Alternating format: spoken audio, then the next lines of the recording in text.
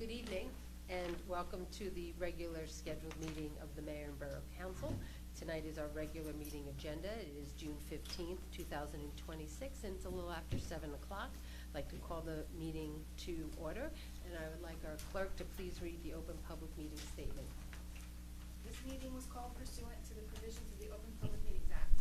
Notice of this meeting was sent to the Union County local source, Union, New Jersey, the Courier News, Bridgewater, New Jersey, the Home News Tribune, Woodbridge, New Jersey, MyCentralJersey.com, the Star Ledger, Newark, New Jersey, the Leader, Westwood, New Jersey, and the Alternate Press, tapinto.net.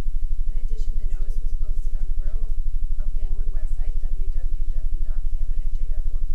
Copies of said notice were posted on the bulletin board in the municipal building and filed in the office of the Borough Clerk. Notices on the bulletin board have remained continuously posted. Proper notice having been given, the Borough Clerk is directed to include the statement in the minutes of this meeting. Thank you. For those that are here, if we could please rise for the pledge and stand for a moment in silence. I pledge allegiance to the flag of the United States of America and to the republic for which it stands, one nation, under God, indivisible, with liberty and justice for all.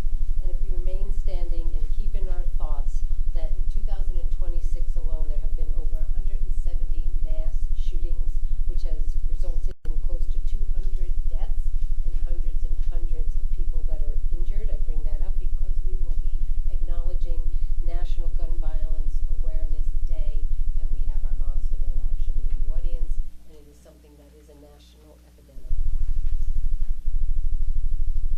Thank you.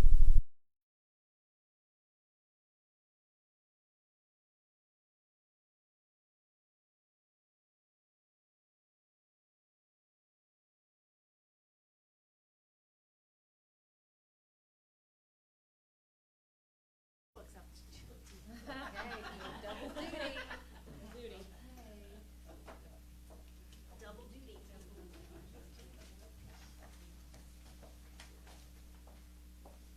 So first I'd like to call forward the women that are here tonight representing Moms Demand Action, please.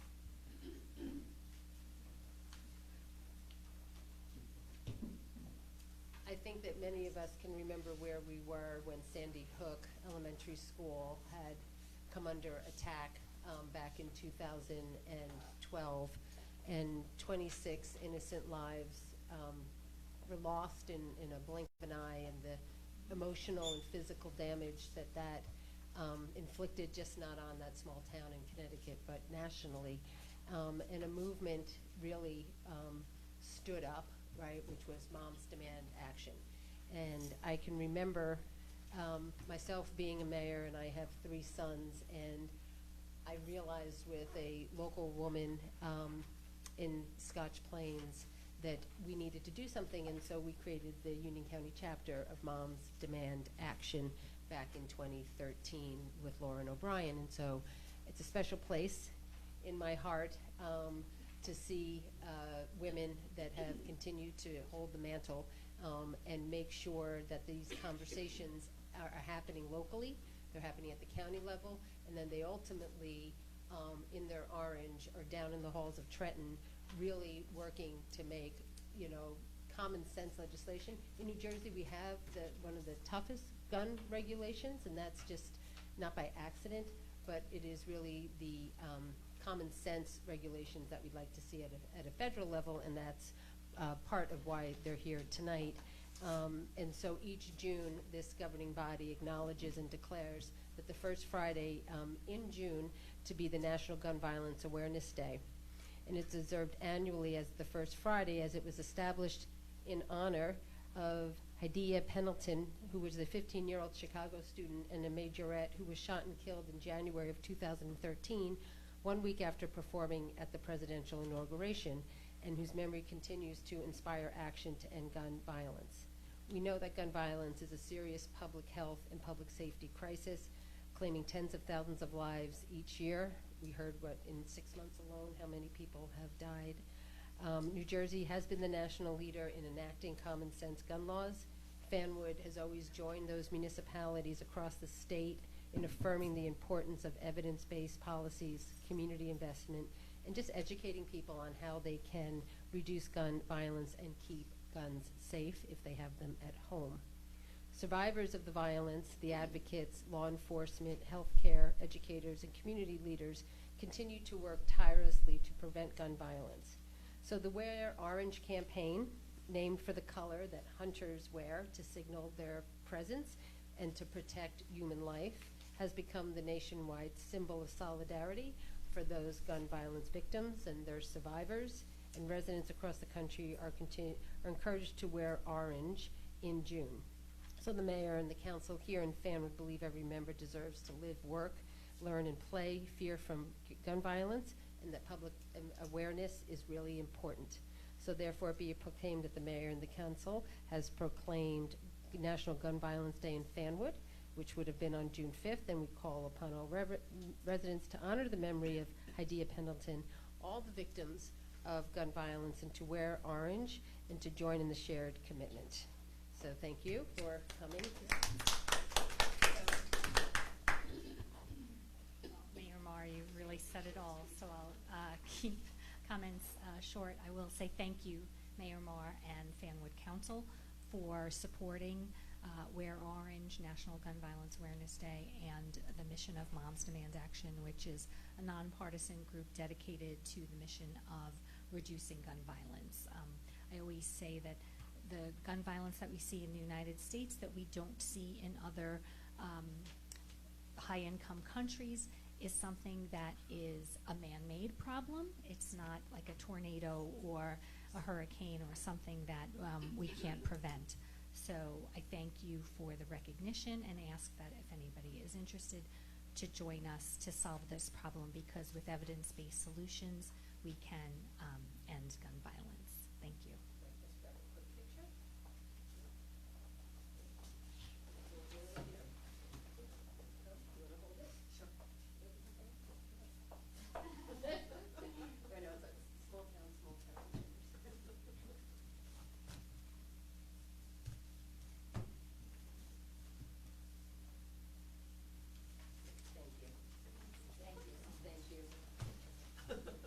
So my friend Joan here is an example of what a committed civic volunteer looks like, because she really picks and chooses where she spends her time, and they are for a lot of great causes. And so tonight Joan is here to accept the proclamation that honors and observes Juneteenth in the Borough of Fanwood. This past Saturday was the, how many years? 9 years of the Juneteenth event that was held in Scotch Plains up at Shady Rest. The Borough of Fanwood is always proud to support that event and help out in some in-kind donations. And so it's our pleasure, Joan, to recognize that on June 19th, 1865, 2.5 years after President Abraham Lincoln signed the Emancipation Proclamation, Major General Gordon Grainer arrived in Galveston, Texas with federal troops to enforce the freedom of all remaining enslaved people. The historic day, now known nationwide as Juneteenth, marks the longest-running African-American holiday in the United States, representing a profound milestone in our nation's journey towards freedom, justice, and equality. Juneteenth serves as the solemn time to reflect on the legacy of slavery, to honor the resilience, the culture, and the contributions of African Americans to the fabric of our country, and to recommit ourselves to dismantling systematic racism wherever it exists. The state of New Jersey officially designated Juneteenth as a state holiday in 2020. The Borough of Fanwood is dedicated to fostering an inclusive, equitable, and just community where the rights, the dignity, and history of every resident should be recognized, are valued, and protected. So be for it proclaimed that myself, Colleen Marr, and the members of the Borough Council do hereby proclaim June 19th as Juneteenth in the Borough of Fanwood, and we had urged our residents in joining and observing this day, which we'll really celebrating this coming up on Friday, celebrating the triumphs of freedom and working together to ensure liberty and justice for every single member of our community.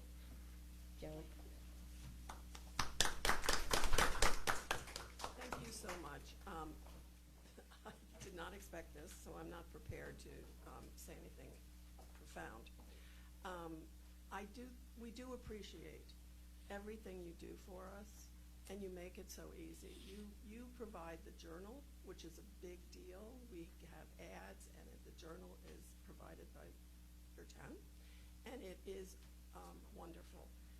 And we really do think this is important to both towns and to the state and to the country, as the problem to this year is rearing its ugly head. And so I am very grateful that people came out, that they saw what wonderful things were going on in the two towns, and we hope to see you again next year. Thank you.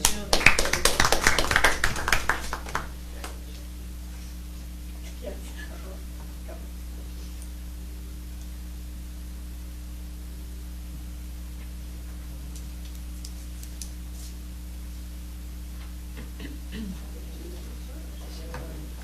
Thank you very much.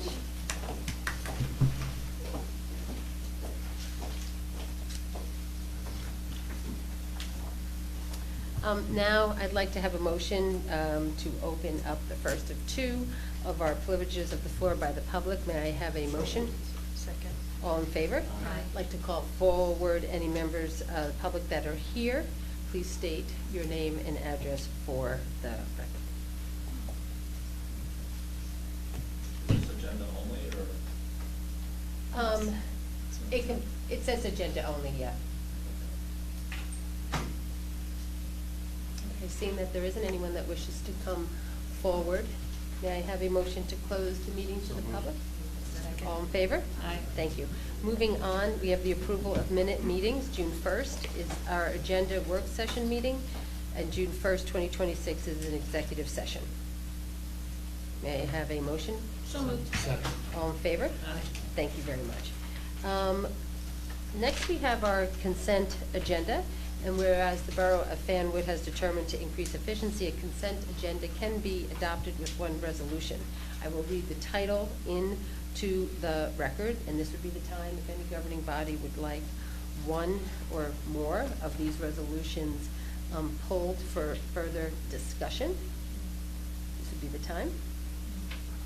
Okay, seeing not, that we would then be reading into the record Resolution 2026-06138, which is the resolution authorizing the payment of claims. Resolution 2026-06139 is a resolution authorizing an amendment to the contract for the Borough Tax Appeal Attorney. Resolution 2026-06140 is a renewal of liquor license for Corano Square. Resolution 2026-06141 is the renewal of a liquor license for South Avenue Liquor. Resolution 2026-06142 is a renewal of the liquor license E&E Enterprises, which would be attached at this point to where the new Fabio's restaurant is going. Resolution 2026-06143 is the Bergen Municipal Employee Benefit Fund resolution to renew. That is what we call the BMED, where Fanwood is in a health insurance fund with probably how many other towns, Jesse? It's like at least 2 dozen. Yeah, for there. Resolution 2026-06144 is a resolution executing an agreement with the County of Union to modify the existing cooperative agreement, and this is for our community development CDBG program. Resolution 2026-06145 is approval to submit a grant application and a contract with the New Jersey Department of Transportation for what would be our next round of road improvements, which would be Birchwood Terrace and Linda Place.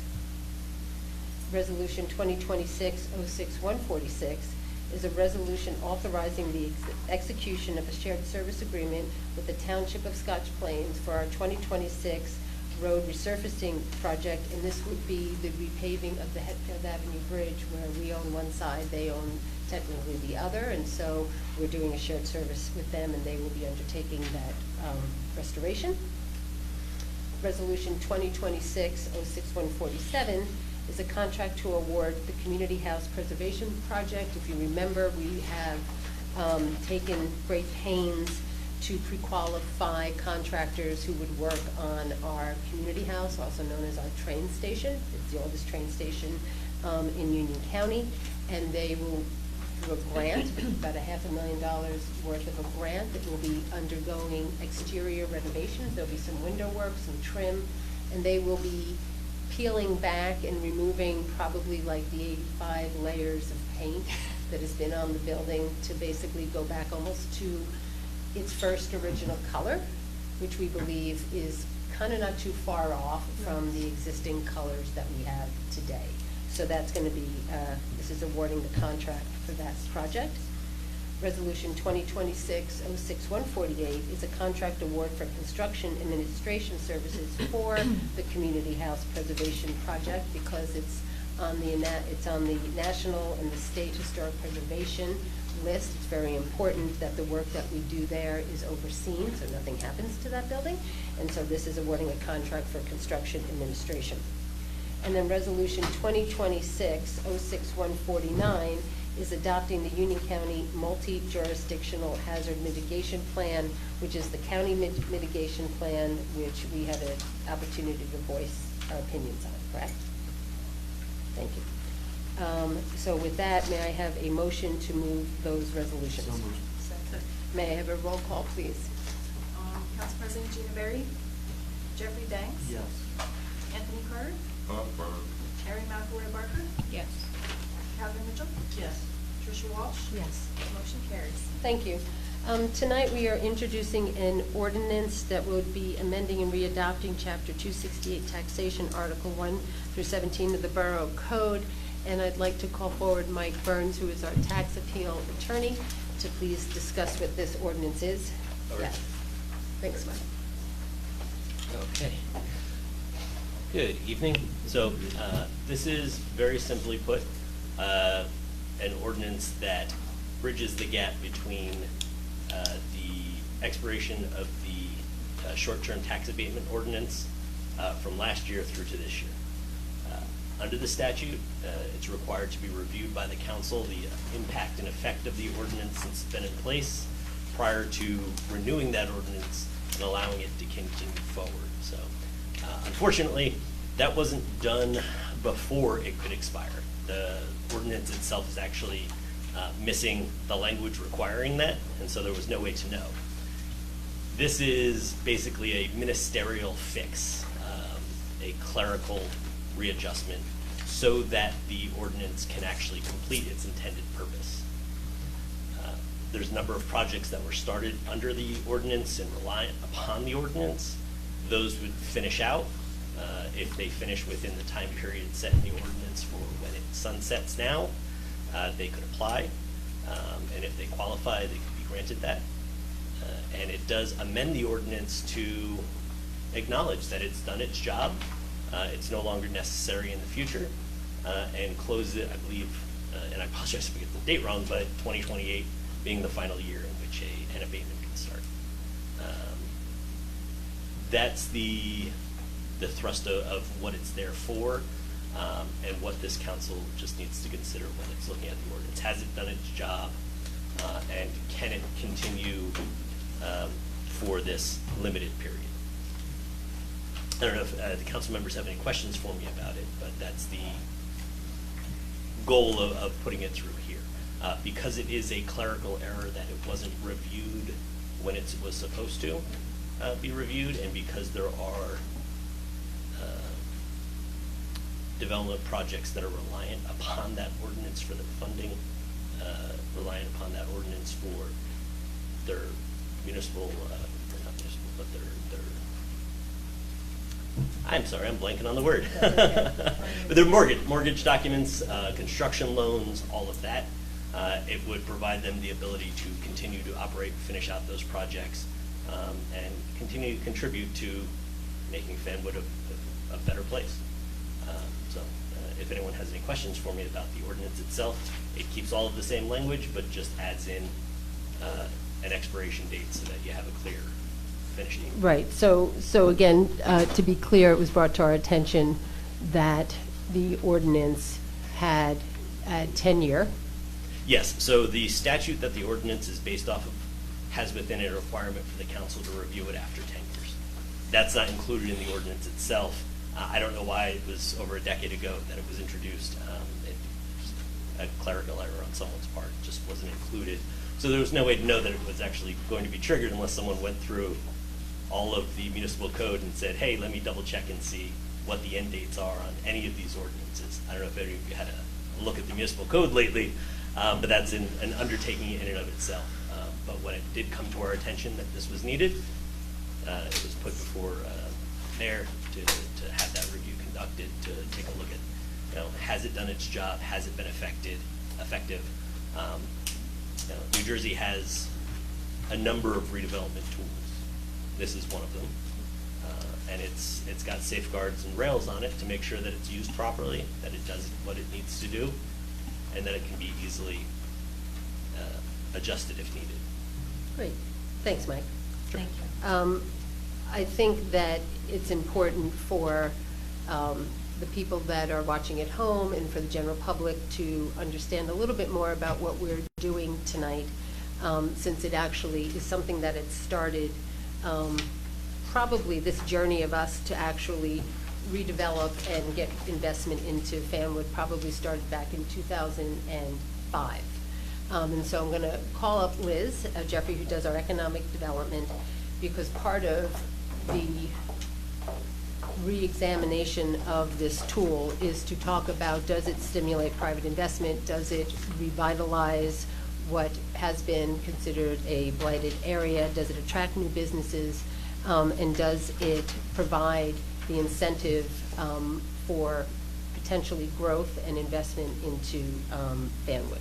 So Liz, I think that this would be an appropriate time to kind of take us back a couple steps about sort of where we've been and where we're going, and the fact that we see that this tool has been very useful for the investment, and reasons why people move here, and why property values are so high, and how ultimately we believe that there's a little bit more work to be done, which is why this ordinance would now sunset in 24 months from enacting. So it occurred to me, I mean, I had a couple of questions over the past couple of months about, like various different things, redevelopment tools, why we focus on certain things, and we're in the process of creating, a more robust website to sort of display that, so that anybody can go on the website and see sort of where Fanwood began, why things were, it's kind of a beautiful mosaic now, which is nice to say, because it's only because we've had success at what we've done that we can say, we have pictures of before and after. But I realized that many of the council weren't here in the beginning, and I myself wasn't even here in the beginning when, Fanwood had a few stores downtown, some scattered sites, but it was basically, and I've said it before, all this information while I'm speaking to tonight, we're finally putting in a cohesive manner on the website. So within the next couple of weeks, anybody can go and see the story and see how it fits into things. But fortunately, I think Fanwood began to focus, not just to allow things to come up in a hodgepodge nature. If you were even lucky enough to garner investment into your town, a lot of towns, maybe didn't take a cohesive approach, and Fanwood did. So Fanwood adopted what was known as the smart growth approach, which is part of the state plan. It's recommended, it's a best practice throughout the country, not just here, but it has to do with centering your growth around your downtown and around mass transit in particular. We struggle with not having auto-centric. Everything was designed auto-centric, and New Jersey in particular has been at the forefront of advocating for preservation of our spaces, preservation of our residential neighborhoods, and allowing for the growth in areas where it can be accommodated without a car, which does truly happen. I mean, people take the rail and the bus if they have access to them readily available by housing products.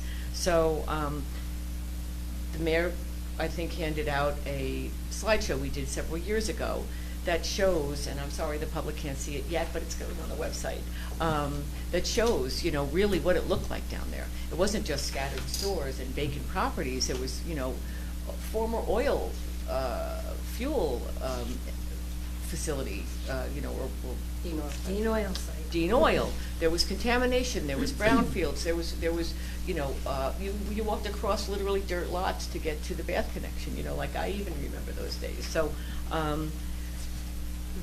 Fanwood employed a vision for that and put into use the redevelopment plan for the downtown area. And it was able to sort of put together a vision of what it could look like, allow for some mixed use, put retail spaces on the ground floor so it's pedestrian friendly, so it feels safe to walk around, so you're getting new people living and working downtown. And actually the first people to take advantage of that opportunity were Fanwoodians, was Enchantments and the Fanwood Clipper. They were the first ones to sort of adopt the vision and put apartments above their stores and add retail spaces to their stores. And I know myself from speaking to them during downtimes, which fluctuate. Sometimes residential's strong and retail's not. Sometimes retail's strong and residential's not. You know, it's important for property owners who can, they had different sources of revenue. So during COVID, when retail was really suffering, they had the steady stream of residential income.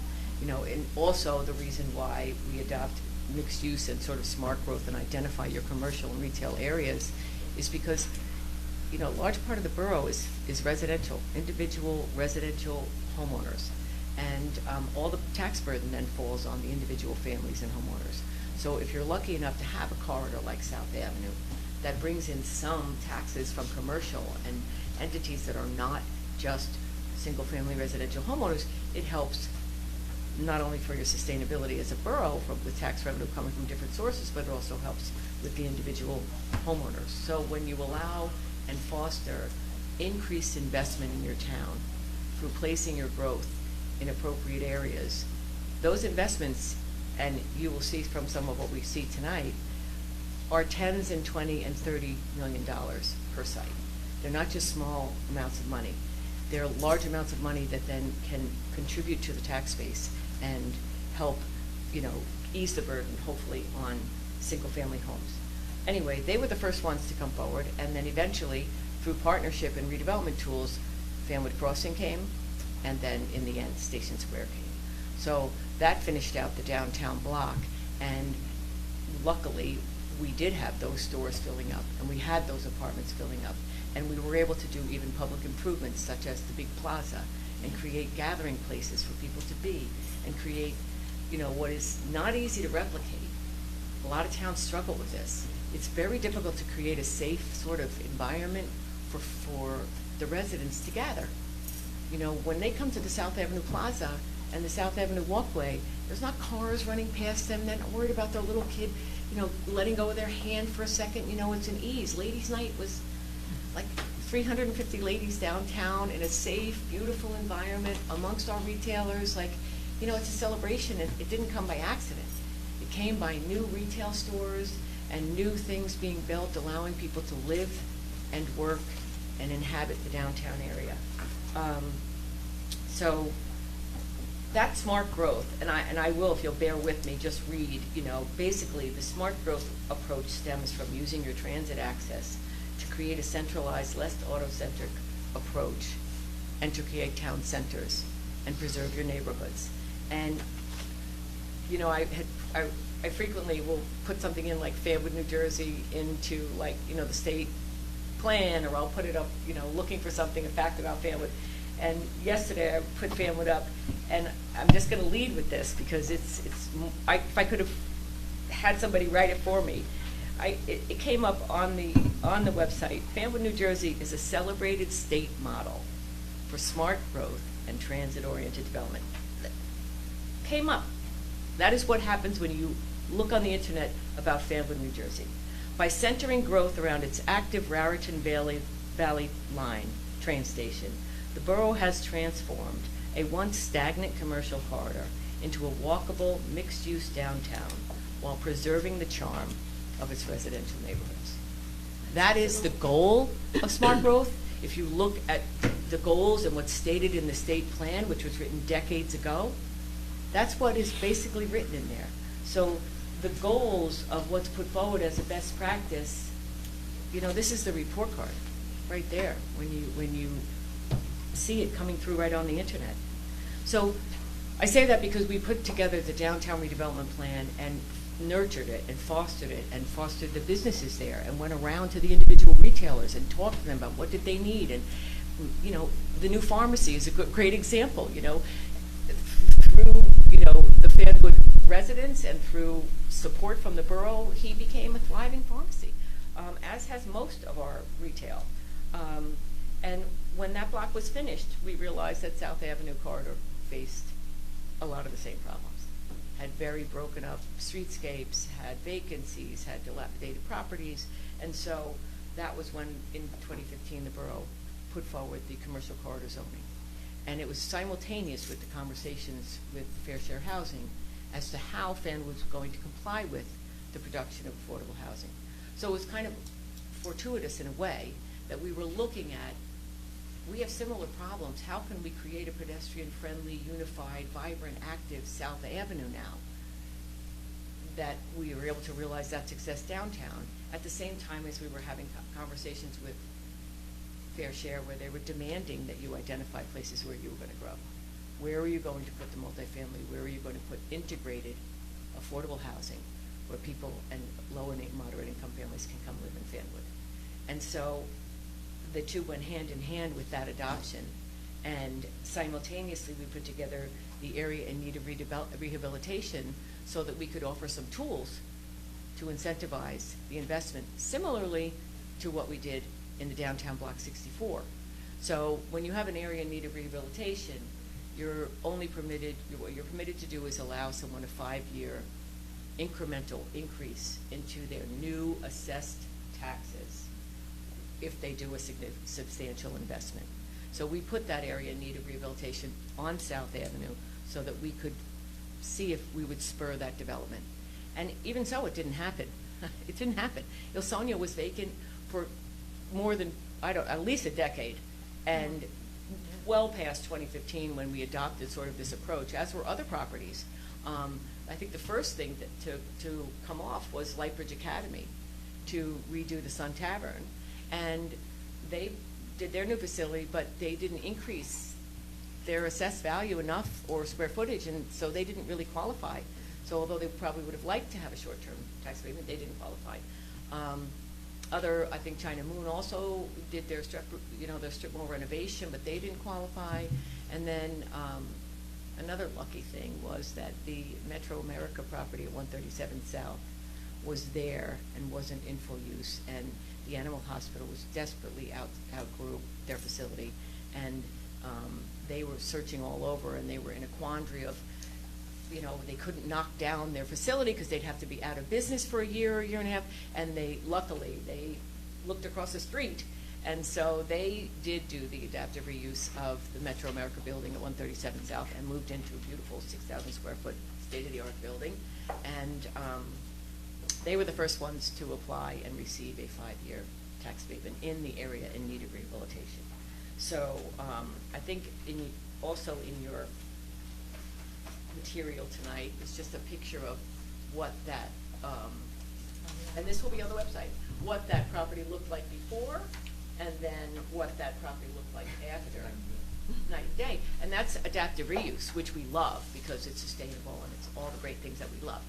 Adaptive reuse isn't always possible because it's sometimes the buildings are not capable, and also sometimes what you're putting there is higher. So Ilsonia was already down. It had been given, I don't know how many years of violations, so they finally took it down. And then, so when 40 South came, they built on vacant land. And so... Thanks for giving this, because I really forgot what I looked at. You forget. I know, you forget. And people, I think, do forget. And there's a lot of new residents and even new folks in Fanwood that don't realize what the downtown was, what it used to look like. And we are also lucky, and I will say this, we have extremely conservative zoning in Fanwood. 3.5 stories to 4 in the town center is about the least that I've ever seen Fair Share accept, as far as like areas identified for multifamily. And when you require retail on the first floor, it doesn't leave a lot of room for what you're trying to do.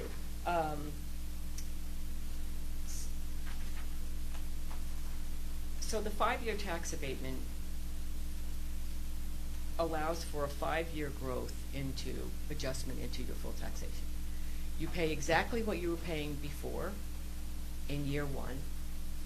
So everyone's getting exactly the same tax bill. The pieces of the pie are getting broken up the same way to the schools. And then the second year, they fold in 20% of your new assessed value. And the third year, they fold in 40, and then 60, and then 80, and then after 5 years, you go into the full tax revenue. So in the case of 137 South Avenue, for example, these are numbers. You don't make them up. These will be numbers that are, available and are, part of what we have as far as what I put on the website. Those numbers will be in there. So in that property, because it had already a building on it, was assessed at about $922,000 when it began in the first year, before its abatement. After the abatement, that property will be assessed at about 1.4 million. So significant investment was made. I think the taxes will probably double. Did double. They started out paying $25,000. They went to $29,000, $32,000, $36,000, and $47,000 during the term of the abatement.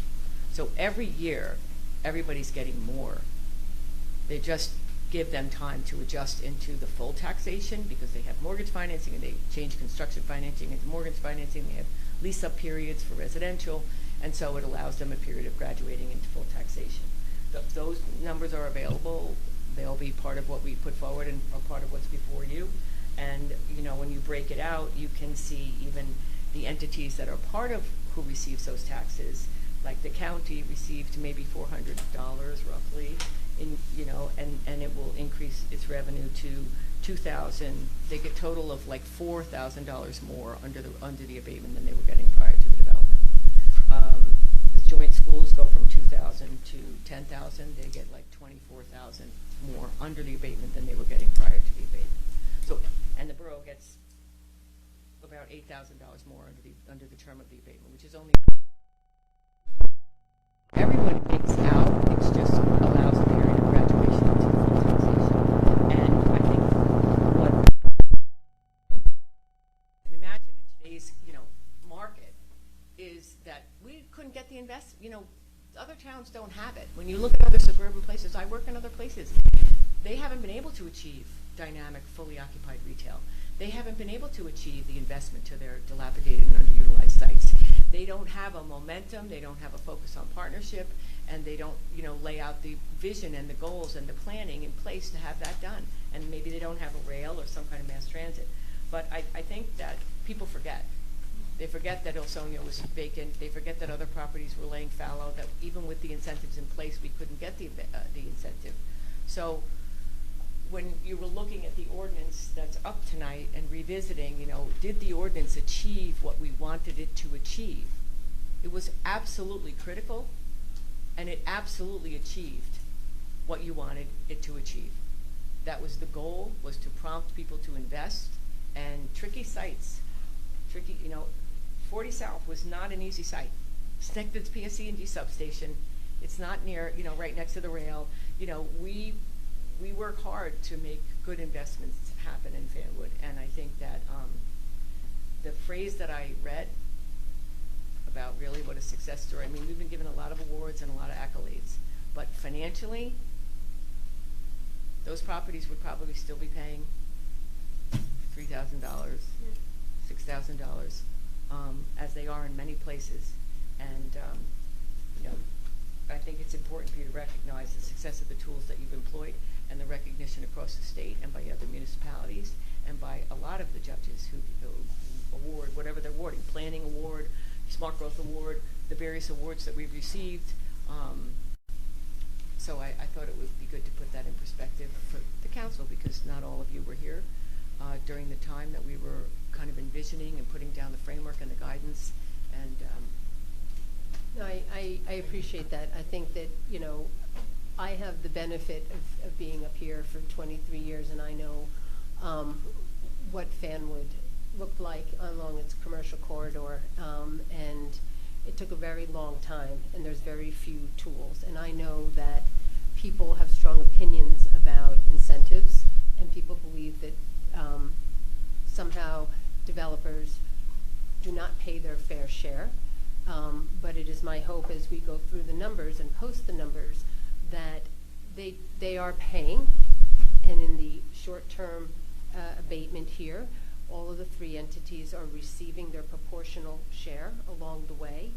The animal hospital is one.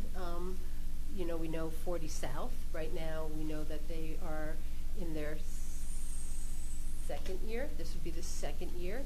And so we know that everyone received their estimated third quarter tax bills that went out. Jesse, this might be just like a little bit of a segue just to talk a little bit about the bills that people received, what is the third quarter like estimated, and you know what, and then I can talk a little bit about how these properties of 40 South, what we anticipate, what we know that they'll be bringing in.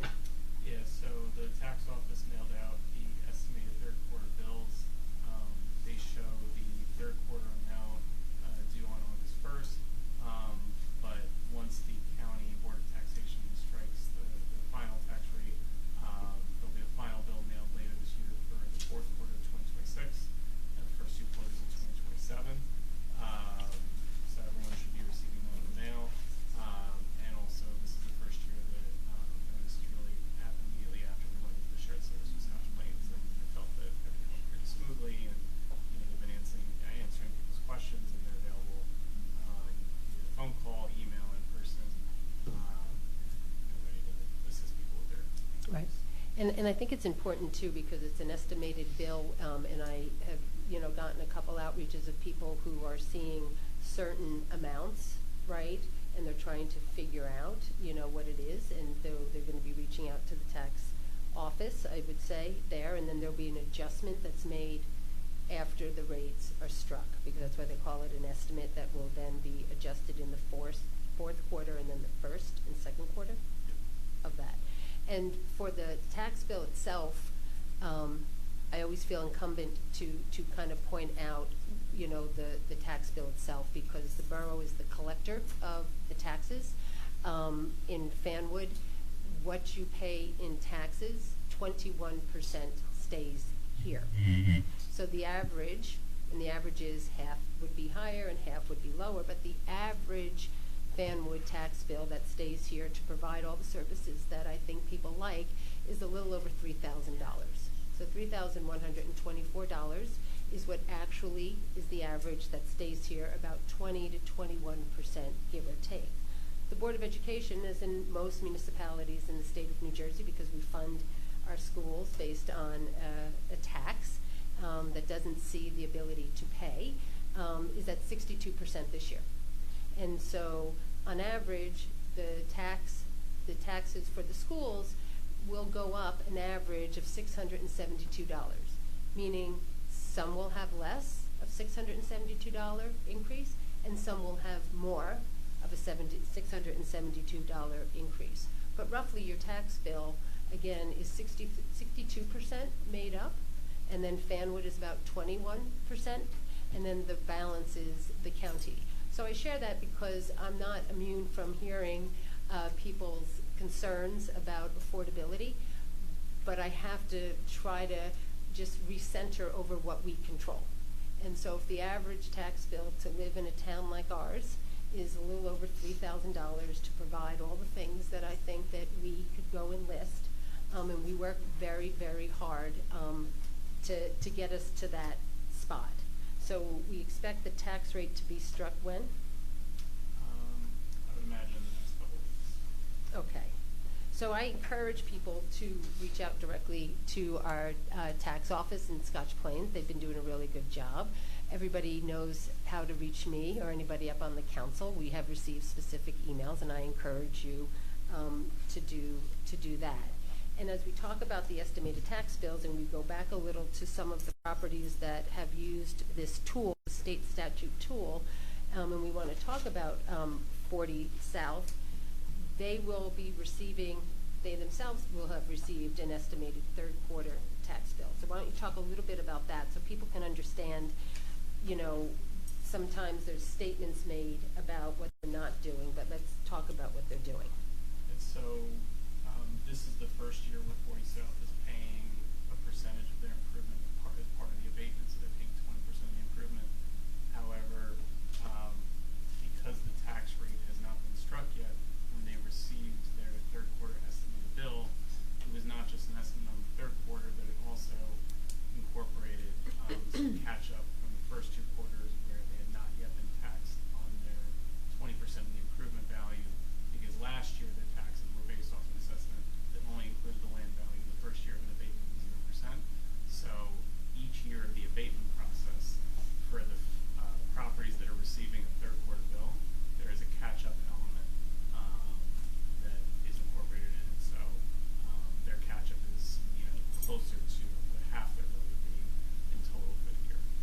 so public knowledge that the former El Sonio, which had, we said, like that dilapidated house that had a pizza joint in it that was never really a pizza joint, was paying roughly a little over about $8,500 in taxes. And this year, for year 2, we think that they're around, estimated, about $27,000. That was the estimate bill. The amount that we anticipate for the year is Right. More than that, right? And then the following year will be 20% more of that. The schools will get their proportional share, the county will get their proportional share, and then when they're done, the assessment, because they invested close to $8 million of that, right, which is what they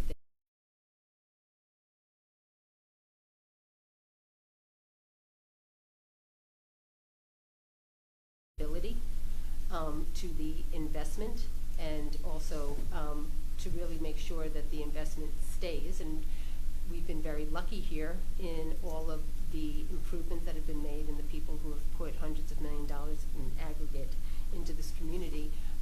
Knock on wood, we've had very strong, stable investments that don't get flipped, that people actually, their legacy projects, and take care of it. So I thought that it's important to have this conversation.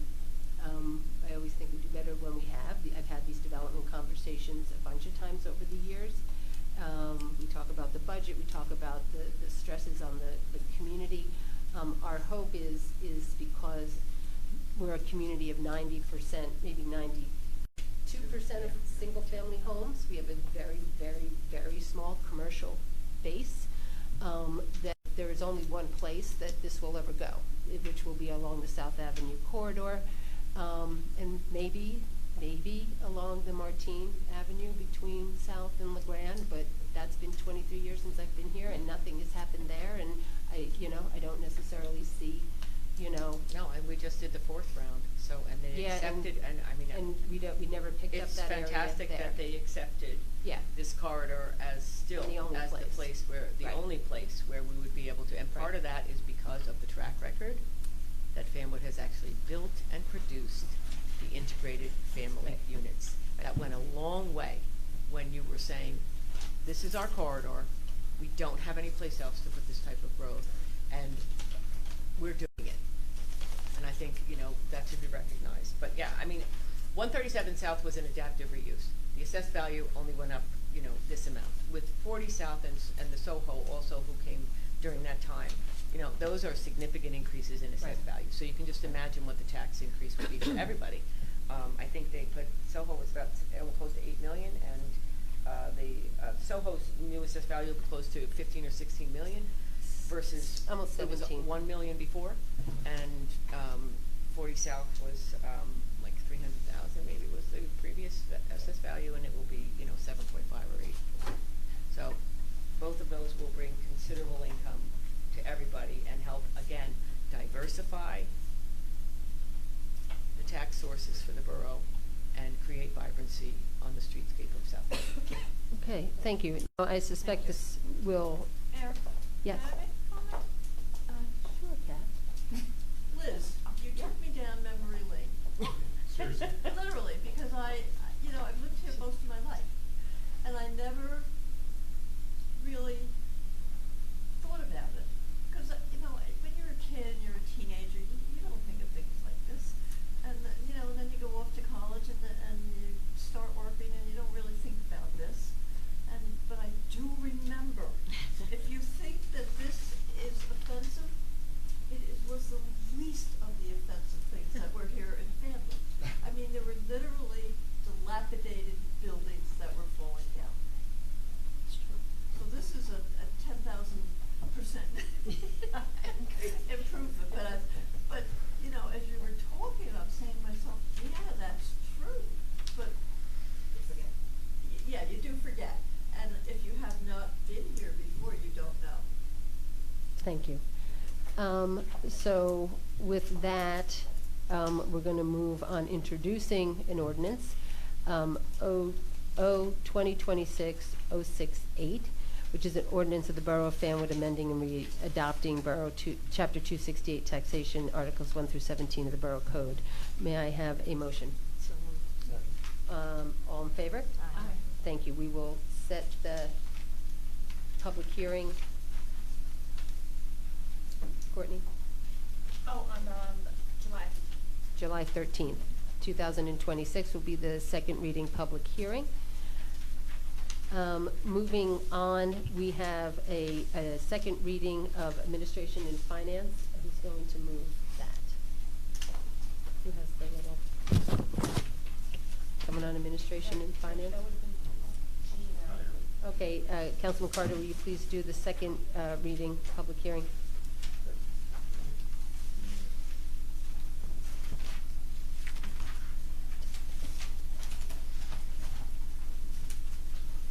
I call up for second reading, ordinance number O-2026-04-S, and request that the clerk, having produced affidavit of publication, also read the ordinance by title. Bond ordinance providing an appropriation of $937,608 for various capital improvements for and by the Borough of Fanwood in the County of Union, New Jersey, and authorizing the issuance of $515,375 bonds or notes of the borough for financing part of the appropriation. Thank you. I move that a public hearing be held on said ordinance. May I have a motion? Second. All in favor? I'd like to call forward any members of the public that wish to make a comment during this public hearing on this ordinance for our 2026 capital improvements. Seeing that there isn't anyone that wishes to come forward, may I have a motion to close the public hearing on this? So moved. All in favor? Aye. Thank you. I move that this ordinance be adopted on second reading and final passage, and if adopted, be published by law. May I have a second? Second. May I have a roll call, please? Council President Gina Berry, Jeffrey Banks, Yes. Anthony Carter, Affirm. Erin McAvoy Barker, Yes. Catherine Mitchell, Yes. Tricia Walsh. Yes. Motion carries. Great, and this is just to reaffirm exactly what is in the capital. This year, this will help pay our proportion share of the paving of Hetfield Bridge, which we had mentioned earlier. We're going into a shared service with Scotch Plains. This will help with the acquisition of various vehicles for our police department, various pieces of equipment for the Department of Public Works. We will replace the roof at the fire department.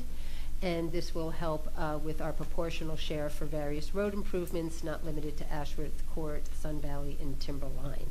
So just we understand where we're spending that money on. Under new business, Jesse? Oh. There's a second one. One more. Yes. Sorry. Councilman Carter? Yes. I call up for second reading, ordinance number O-2026-05-S, and request that the clerk, having produced affidavit of publication, also read the ordinance by title. Bond ordinance providing an appropriation of $260,000 for sewer lining on certain roads, sewer capital, for and by the Borough of Fanwood in the County of Union, New Jersey, and authorizing the issuance of $260,000 bonds or notes of the borough for financing part of the appropriation. Thank you. I move that a public hearing be held on said ordinance. Do you have a second? Second. All in favor? Aye. I'd like to call forward any members of the public that wish to make a comment on this public hearing regarding a bond ordinance, which will be $260,000 for our sewer lining for our infrastructure. Seeing that there isn't anyone that wishes to come forward, may I have a motion to close the public hearing on this bond ordinance? Second. All in favor? Aye. Thank you. Thank you. I move that this ordinance be adopted on second reading and final passage, and if adopted, be published by law. Okay, thank you. May I have a second? Second. And may I have a roll call, please? Council President Gina Berry, Jeffrey Banks, Yes. Anthony Carter, Affirm. Erin McAvoy Barker, Yes. Catherine Mitchell, Yes. Patricia Walsh. Yes. Motion carries. Okay, Okay, thank you. Under new business, Jesse? Yes, so there's two tax office items, and then Lieutenant Kranz from the police department will come and discuss the traffic code amendment. But the two tax items pretty quickly. Since we began the shared service with Scotch Plains for tax collection, they've done a review of our processes and our code and are recommending the following changes. So in our tax fee ordinance, they are recommending a couple updates which would result in an amendment to Chapter 153 code. First, establishing a $100 fee for duplicate tax sales certificates. This is a standard practice among most municipalities and will only ever be charged to lien holders who lost a certificate, not to residents. Second, implementing a $25 in lieu of mailing fee for the tax sale process. This fee, also common, helps offset the cost of online tax sales and actually provides delinquent taxpayers with more notice to additional mailings, making it more likely they'll respond before the sale. Additional revenue helps pay for the cost of hosting an online sale, which we did for the first time last year in 2025. And any residents who find themselves on the tax sale list will receive 2 additional notices in the mail, which is more likely to drive a response. Scott Plains used in lieu mailings for the first time in 2025 and received a very good response. And so the draft ordinance language is in the packets. If you have any questions, I'm happy to answer them now, but because of the timing of our tax sale, I'd like to be able to introduce at the July meeting and adopt in August, so if you have any questions. Okay. Thank you. The second tax office suggestion was, so this is going to be the first year that we have in a long time a public school building, and Scotch Plains having many school properties in the township. When they set up their sewer utility, they did not exclude schools. They noticed in our sewer utility fee ordinance that we exclude schools, and there's a distinction that our borough attorney has verified and looked into, that properties who are property tax exempt are still allowed to pay utility fee charges.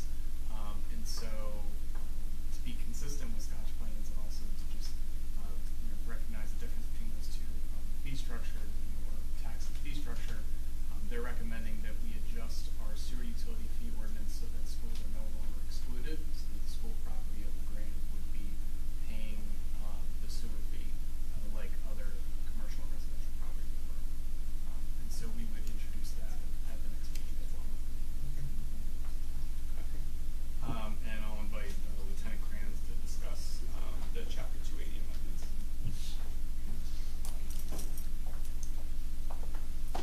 Hello, everybody. Hello. How are we?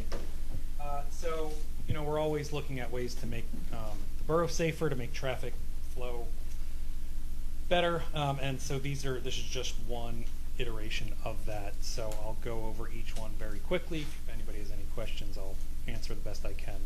So all these changes go under Chapter 280, which essentially regulates most of the traffic and parking codes in the town. So the first one, 280.-18, is more of a verbiage thing. Essentially, instead of listing every stop sign in town, which there are a lot, this essentially says that any stop sign lawfully installed on the street, as long as it meets DOT and engineering codes, all that, it is essentially a legal stop sign.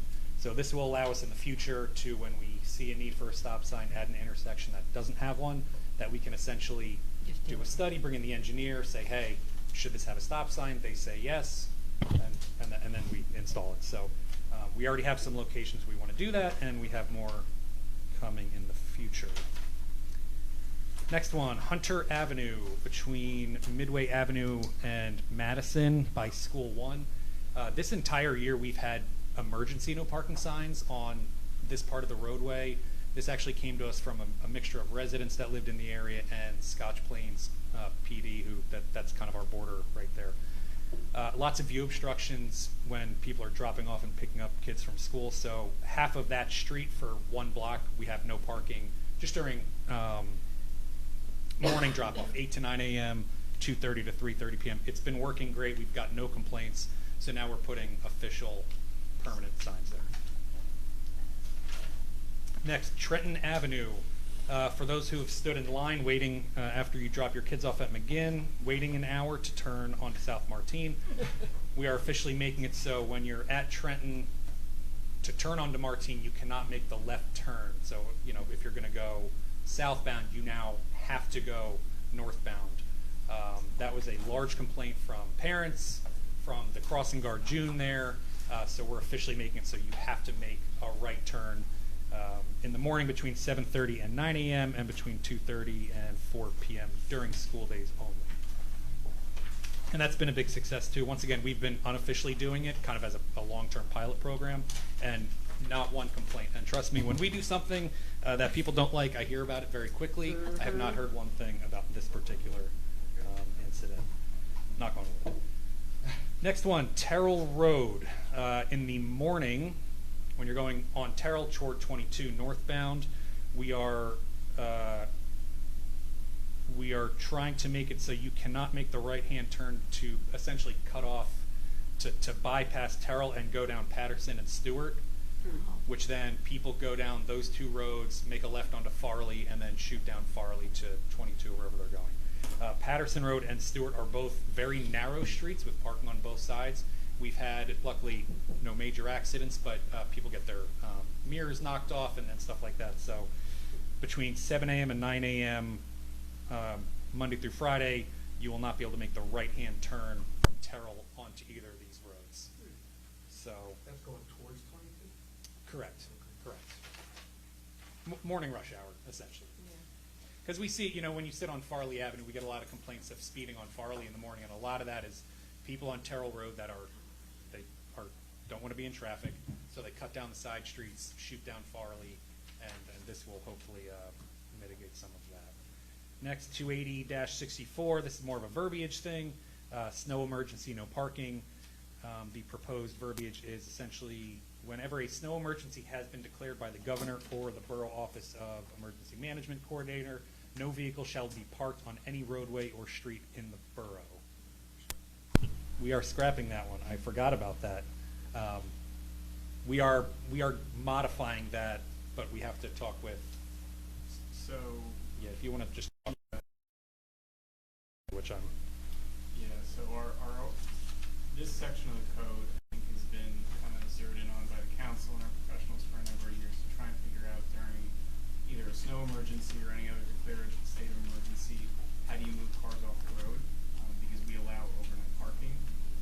Our OEM coordinator, Chief Cola, spoke with his contacts at the county and the state police and confirmed that because of the statutory framework that the state allows for either a state declared emergency, if the language is in there, or for a locally declared emergency, you do not, they actually recommend not to have language in your code regarding the moving of vehicles, that it is the power vested in that authority and that declaration to be able to move cars off the road. And so the borough can engage in that practice. And so this will assist us during emergency events, whether it's a snow emergency, other weather-related events, or as Lieutenant Cram mentioned to me over the phone today, you can have other incidents that require moving of vehicles, and so there's just immediate practice that the OEM team engages in. Yeah, a lot of that, I apologize that we had a conversation to nix this. That just comes down to internal communication with us. You know, if there is a snowstorm and the governor declares a state of emergency, that we communicate to the public via social media, our Everbridge alert system, e-blast, stuff like that to notify residents. So, and then the last one are some speed limit changes. Essentially, LeGrand Avenue from Terrell all the way to where it becomes a borough road when it kind of cuts through near like Beach Avenue and stuff. That was either 35 or 30. That will now be 25 miles an hour. Laurel Place, which is 30, will go down to 25. And please correct me if I'm misspeaking any of this. Martine Avenue, which the speed limit goes between 40 miles an hour to 30, depending on where you are in Martine. We're essentially lowering the speed limit near King Street from 40 to 35, and I'll talk about that in a second why. Essentially, the center of town is going to go from a 30 to a 25, and then Martin Avenue from North Avenue to Midway, which was a 35, will now be 30. So we're basically lowering the speed limit, essentially 5 miles an hour throughout the duration. Scotch Plains did something similar a couple of years ago under Chief Connolly. They made some of their main roads 25 miles an hour, and we are moving toward that. And then the last caveat as to why we're doing part of that, Martin Avenue near Trenton. We've had a lot of complaints or suggestions to renovate the crosswalk there. You have a lot of pedestrian traffic there during the school year. So we are installing an RRFB, which I'm shocked that you don't all know what that is. It is a rectangular rapid flashing beacon. That is a fancy way of saying, I knew you were about to say it. I bet you will. It's a fancy way of saying you get to the crosswalk, you press the button to cross, and the lights light up that say, hey people, there's somebody about to cross the street. You'll see that already by Brunner Elementary. You'll see it by Midway and Tillotson. So we are installing that with the help of Union County. Is it like the ones by LeGrand? LeGrand and Second's another one, yes. Yeah, This is exactly. on- Exactly. This is on Martine At Trent. Yep. Mr. Lewis, thank you. Yep, Shout out to Mr. Lewis was one of the proponents of that. I appreciate that. You know, we obviously I wish we could put those. I wish we could do everything we want to do, but that was consistently a place where, whether it was June the crossing guard or our officers or residents, parent, whatever, that was a consistent one. And the data and doing county speed studies all showed that that was a good idea to not only install that but then lower the speed limit. So that's about it. I'll take any questions if you have it. I just wanted to thank you, Dan, as well as Dan Nicola and Antonius and Jesse for pursuing all of these changes. I think it's been a real group effort, and I'm thrilled with all of them. So I just want to say thank you to you guys, because I think it was a lot, and it was a lot of moving pieces and a lot of meetings and conversations, so I appreciate it. Yeah, thanks. And like I said, we're never done. There's never going to be a time where we say the traffic is perfect and we're all No, done. but it's been a while since we've sort of bundled these amount of changes to the existing ordinance, and for the people who watch us, whether you're at home or online, we do get your comments, we do get your emails. We listen to when people flag for us what is not safe, and it really is a testament to the working group that ultimately we are doing almost a town-wide reduction of our speed limit, right? On major roads, yeah. On major roads to really bring it down. And as we are heading into the summer, this is just a really great time for us to do that. So thank you. Thank you. There was a couple of comments for the lieutenant, as long as he's here on Facebook. Just for the... Yeah, just for the lieutenant specifically, so Sure. while he's still here. So there was just a general comment about Hunter Ave in the morning, that it's a speedway. That was the comment. Okay. on Yep, Facebook, we've got, so yep. Just to bring that to your Okay. attention. And then Christina Patsis from 42 Madison Avenue asked, at the end of the school day, cars are parked up to the curbs on the intersection on both sides of Madison Ave, making it very difficult at the stop sign to see oncoming traffic to turn right or left onto Madison. Are there plans to test no parking right up to the curbs there? So you can't park within 25 feet of intersections in general and crosswalks. So that's a state law.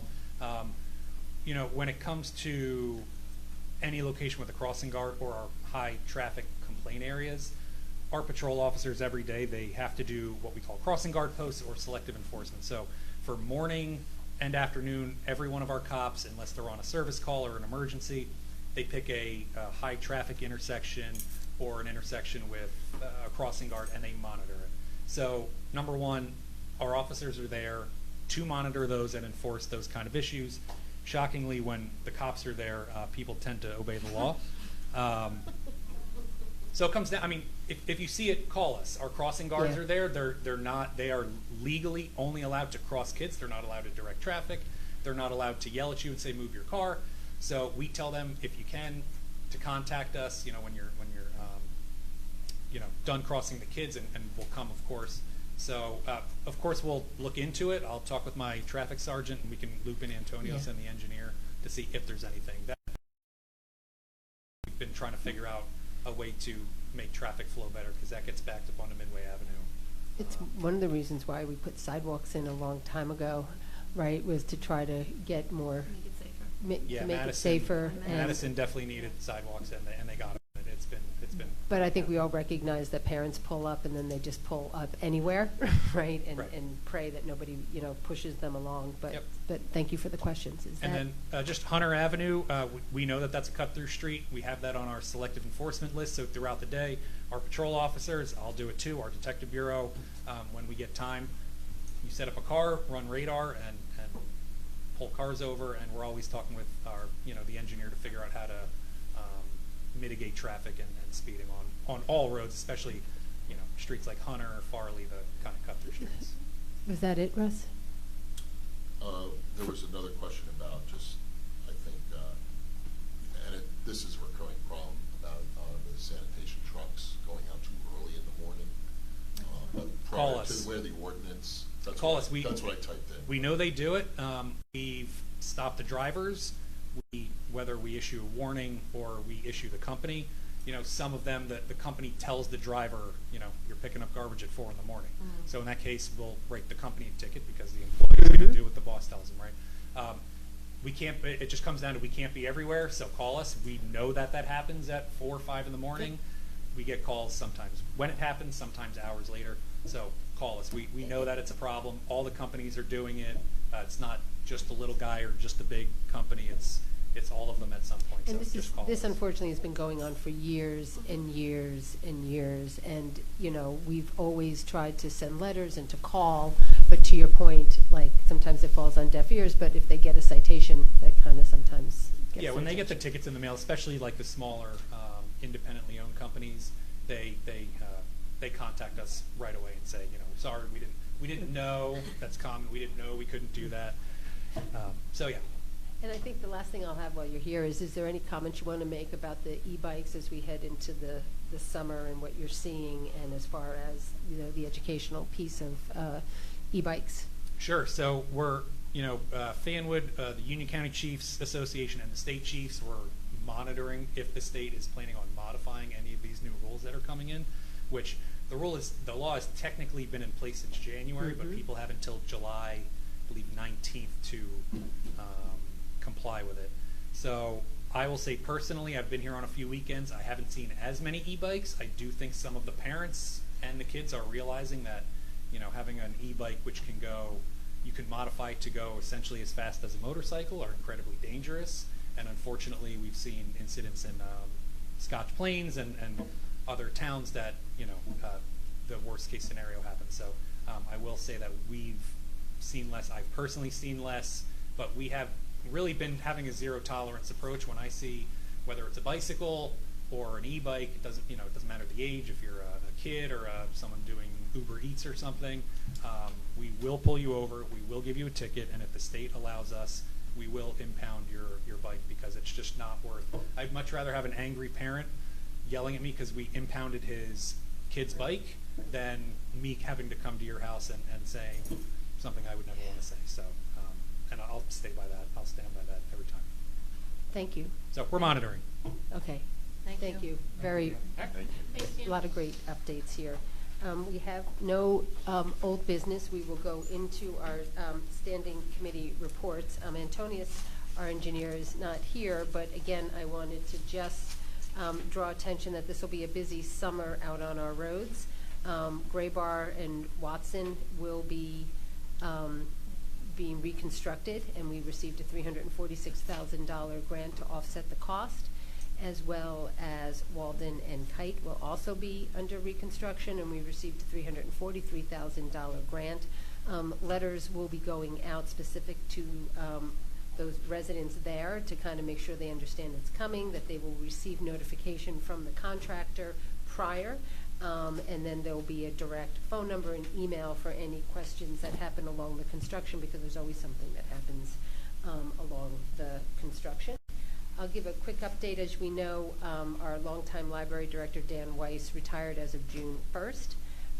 The board had hired a consultant called Library Crossroads Consulting. It's one of the top consulting firms in New Jersey. We have received over 25 viable candidates, and they have said to us that that is a kind of a staggering amount of viable candidates. They just placed, I want to believe, the director in Chester, and they had received about 12. Pretty good. And so there's a couple things that they think are kind of really, with the amount of librarians. We've gotten 1 or 2 from the New York Library. We've gotten some that are been teachers of the years in school systems as librarians. The building, right? It's a new building. It's a beautiful building, you know. And they say the town. You know, they know it's a nice town. They know it's one branch, and it's a nice community. So we are attracting a lot of great stellar candidates, and the hope is that the new librarian will be in effect before the school starts here. And then Meredith, who is our longtime business administrator over there, has resigned her position. She's going into a completely different field. Her last day was Friday. We wished her well. So we had a meeting with the library staff over there, and Amy, who is our children's librarian, right now is acting director of the library. She's doing a fantastic job. The summer is a really, really busy time. So I would encourage all of you to check out the website. We're going to be doing a reading of the Declaration of Independence on, I think it's July 6th. And that's a national movement from all across the country at 6 o'clock on the same day. Thousands and thousands of communities will be reading it, because that was technically the first day that the Declaration of Independence was read out loud for the first time. So we're going to do a really cute ceremony over at the library. So under Administration and Finance, Gina is not here this evening. I don't know if there was any other. We discussed a lot of the items under new business. That would make sense. That would make sense. Moving on into public safety. Yeah. Okay. So I have the police report for May. Just gonna go right to the bottom. Sorry, I had it moved. I will say, by the way, the Fanwood Police Department really is using their social media to put out a lot of information to the public. So if you're not following the police department yet on social media, it would probably be great if you did, because you'd get pretty frequent updates about everything, including the new e-bike laws and more information about that. So the department generated 1,357 CAD entries in the month of May, 43 on average per day. This included the following: 326 building checks, 201 traffic enforcement details, 10 hazardous conditions, 47 medical calls, and 22 alarms. During May, 306 vehicles were stopped for traffic violations. A total of 353 summonses were issued. 292 were for moving violations and 61 for parking violations. Various officers attended 14 training classes, and there were unfortunately 10 arrests during the month. I think it's also important to mention that Fanwood officers, I think led by Sergeant Dan Piccola, attended the School One Bike Rodeo on May 21st, which also, you know, is another opportunity for them to teach kids about bike safety.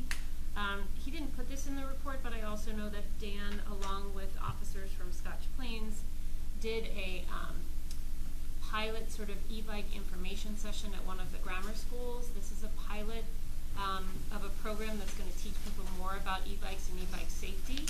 While it went well, he did admit that the target population was a little young.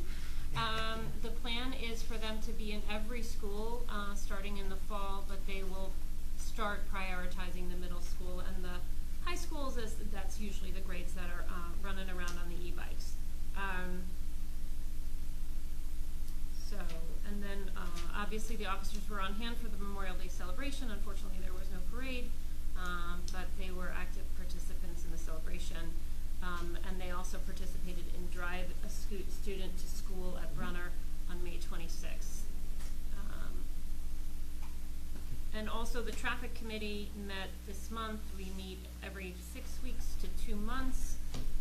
The agenda is quite long, and I will say it's fueled a lot by what both the sergeant and the lieutenant bring, as well as issues from our public works and our engineer. And so this is a committee that we formed about 1.5 years ago to really address a lot of the traffic concerns and complaints around the community, and to try to address those concerns in a more unified, holistic way. And I think it's working. Actually, it's working out pretty well. It gives us an opportunity to have conversation with, you know, the sort of heads of multiple departments around what their concerns are, what their observations are, and put our heads together to solve some problems. And so I'm actually quite happy with all of the proposed changes, and that all of these efforts kind of probably came, yes, directly from somebody, but then as a combined effort from the group. So I'm very grateful to Sergeant Picola and Lieutenant Dan, and as well as our engineer and Clint Dixon and Jesse for those efforts. So that's Thank it. you. Rescue squad? Yeah. For the rescue squad report for April was they were called into service for a total of 9 times. That included 1 in mutual aid to Garwood. This resulted in one person for altered mental psychological, 1 choking person who was saved, and 2 people fell. 1 had MVA trauma, and 2 had respiratory and cardiac severities. They also just want to put a big shout out and congratulations to Ma'am June Joe on winning the Overlook EMT Excellence Award for FRS.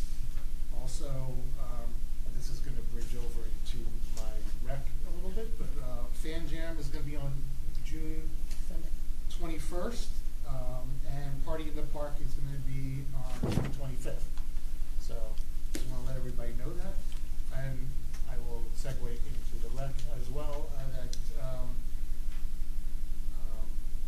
Forest Road Park is looking amazing. By the way, the playground is looking wonderful. I know there's some circulation and discussion about what we're doing with the tennis courts, but that's ongoing.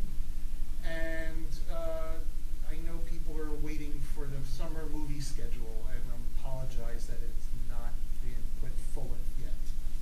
So we're hopefully very soon. Okay, thank you. So. Fire department? Yes, I have a report as submitted by Chief Picola, and during the month of May, there was one, they were called out for 1 motor vehicle accident. There were 4 residential fire alarms, 1 carbon monoxide alarm, 1 natural gas odor, 1 structural lockout, 1 water condition, 4 electrical hazards, 1 appliance malfunction, down tree on the railroad tracks, commercial fire, 4 commercial fire alarms, 1 hazmat spill, 2 wireless wires down because of fallen trees, 1 citizen assist, 4 mutual aids, and 1 fire prevention detail. And as I said earlier, the down trees, they were called out at almost in the middle of the night on May 16th because of downed trees on the railroad tracks, so they had to get out and move it so that the train traffic could be expedited. And that's a report for the fire department. Thank you. Public Works? Okay, thank you. So Public Works was very busy with all their Memorial Day preparations. They painted some yellow curbs at various intersections. They installed patriotic bunting at the historic North train station, at the library, at the municipal buildings and the carriage house. They did some veterans recognition lawn signs, and they installed the stigma-free and mental health awareness banners, and they have begun the annual June summer brush pickup, and the summer brush pickup in the northeast and northwest quadrants is completed. Southeast and southwest started today, and the recycling center will be open on July 11th. And then as we head into the summer, I'd like to just share some big projects that the town has benefited from, and some improvements, especially in the parks, that DPW has been working on. So the Public Works Garage has seen many improvements: a new roof, gutters, a door. We have a street sweeper purchase, which is anticipated in 2027. LeGrand Park has a new roof on the building. The basketball court has been resurfaced, and in the late fall, the tennis court, as everybody knows, was resurfaced and milled and paved, and multicolor surface course and striping, new nets and benches, garbage and recycling bins, and the fence was repaired. And then also in LeGrand and Forest Road, we have new security cameras, so that's great. In Forest Road, as Jeff mentioned, we have the new playground, which is really nice. And then we hope to see 2 pickleball courts and a tennis court there. And let's see, Forest Road also, the shelter building is complete, and we have improvements to that room. New door, window removals, shelving, upgraded electrical, and an emergency generator installed, so that's great. We'll have that up and running. And then in the spring of 2026, we planted 17 new trees. We had 7 removed, 20 trees were pruned or elevated. And then, what else do we have for that? So just as far as Public Works, I think, you know, they've done a lot, and they're all set for the summer. They have projects they'll be working on, and they're all ready for a wonderful summer. A lot of work goes into behind the scenes that a lot of people don't see for us to sort of get ready for this heavy use in our parks. And so I think we're in really great shape. The camp is basically almost sold out. Yeah, and we have a waiting list, so that's always a nice testament, because that's probably one of the most affordable summer camps in the area, because you can get locked into 1 week, 2 weeks, all summer, half a day, full day. So that flexibility has really worked well for working mothers and fathers, as well as families. So we're looking forward to that. Moving on under land use, Councilman Carter.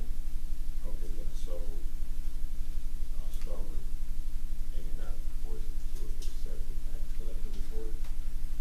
Oh, okay, so. It should be circulating. Okay. Has been circulated and signed. Yes. Okay, Zach, and signed. All right, and just a few notes, as Jesse said, from the A&F meeting, we covered most of it, the grant, school, online tax sales, community house, we awarded the contract, and also for the company that's going to oversee.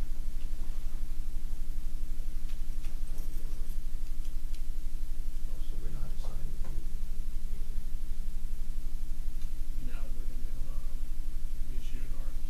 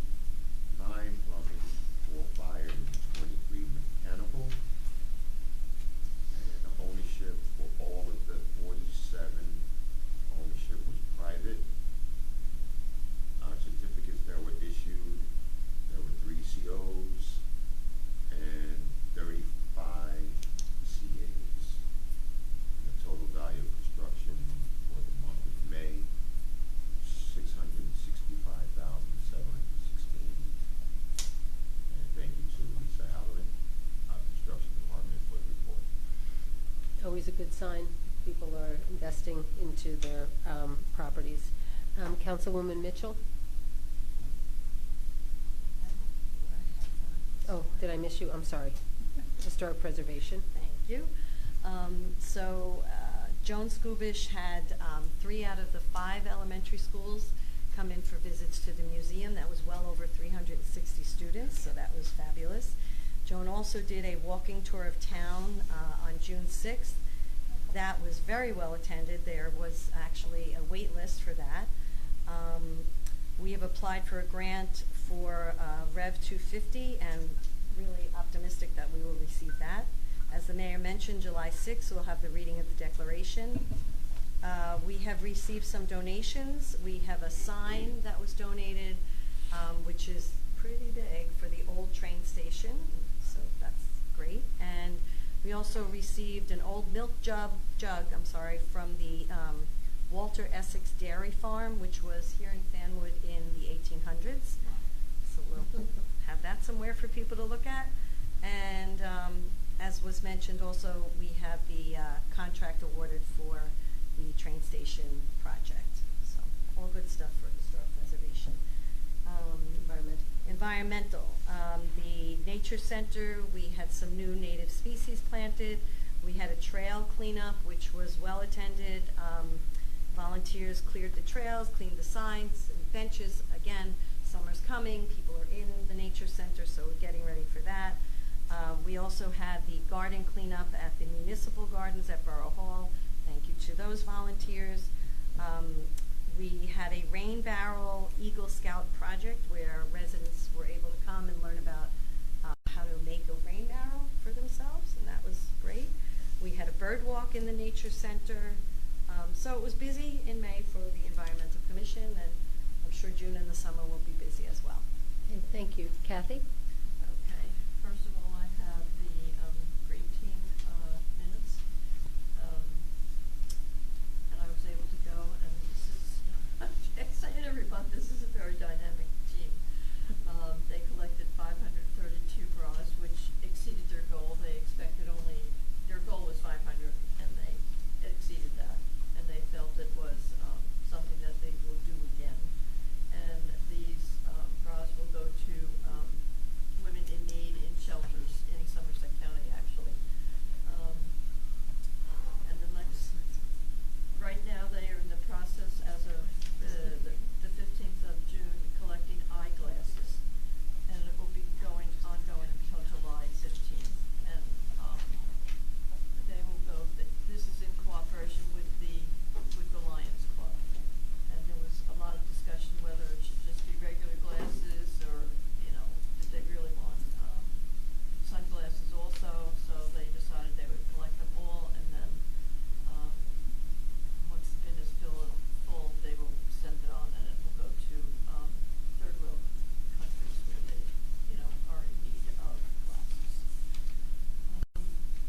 One of the ladies attended the cleanup that we had here in April, Clean Communities, and she was appalled. That's the only word I can say. She was appalled at the amount of cigarette butts around town. And I said to her, I agree with you, except you had to see it in the past. It was much worse. Not that it's great now, but it isn't. But subsequently, they had gone, this particular person had gone to a Sustainable New Jersey conference. And apparently there is action afoot to prohibit smoking on government property. And there are all kinds of, and a lot of it is education. And we can get points for it for Sustainable New Jersey. If this is where we want to go. And apparently they're going to look into some more places where they're beginning to do this. Apparently Metuchen is one town. But I thought that was kind of interesting. Creating 100% smoke and/or tobacco-free outdoor spaces. Supporting youth tobacco vaping education prevention plan, promoting state and local cessation resources.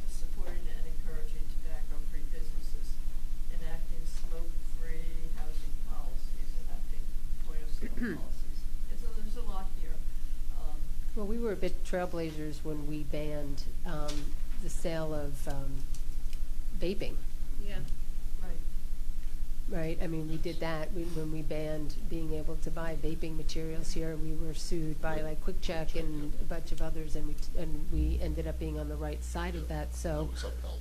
yeah, it was upheld at one of the higher court levels. So we might be up for it. I mean, you know, it's something to think about. And we'll see where it goes. I think they would like us, if Sure. anything comes out from the state too, that they would like us to support that. Thank you, Kathy. And I said that wouldn't be a problem. Thank you.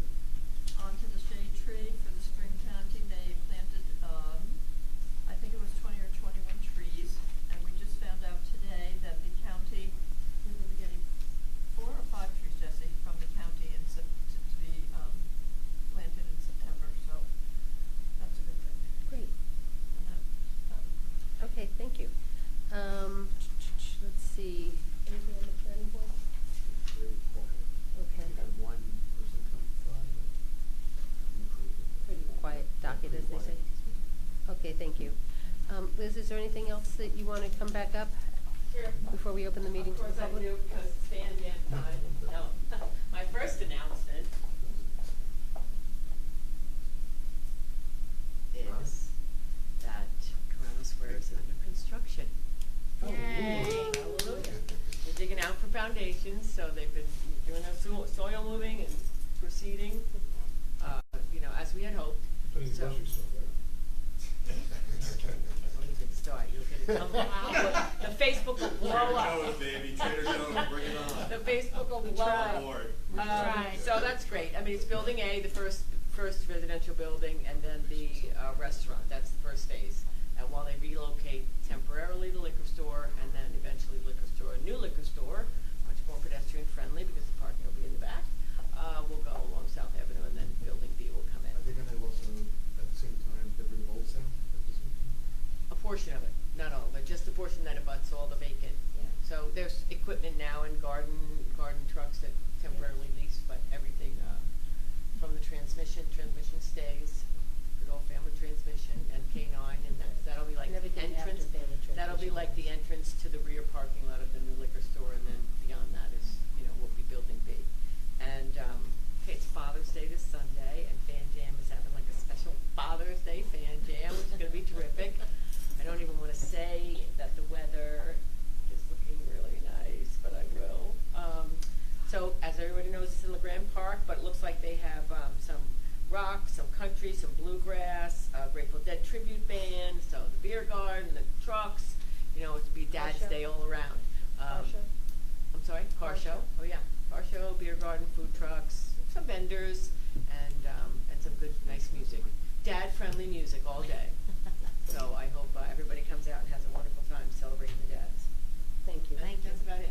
Thank you. And Fabio's, I know some people have asked about like the little bit of the slowdown in construction.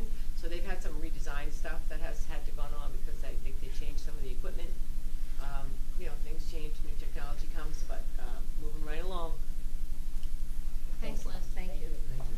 Okay, So so you want a health report and senior citizens administrator? if you have one to give, Pardon? do you have one to give? Okay.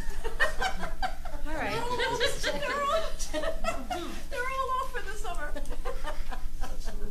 That's the report. That's the report. All right, so with that, I'd like to have a motion to open the meeting to the public. So moved. Second.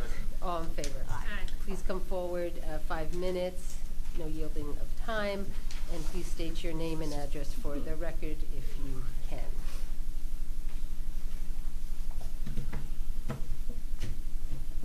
Gary Morris, South Avenue. I think there was one thing about that ordinance that you were proposing about the tax that I think is important to include is what you're writing here is that it will be readopted plus the period of retroactivity. How do you pass a law that goes sure there's an active law? And there was no active law. You can't go back in time and now make a law for somebody after they missed a deadline, after a law expired. You just can't do it. I don't know of any other law I've ever seen that said that you could retroactively do that. I just think that's That's not right. And the Soho application was phenomenally flawed. Secondly, I'd like to talk about the 40 South thing. Since the tax attorney is here, correct me if I'm wrong, but shouldn't the tax kick in immediately when the building is done? In other words, if you have a tax abatement, that should kick in immediately. So let's say the building is finished in May. On June 1st, they should be paying the additional tax.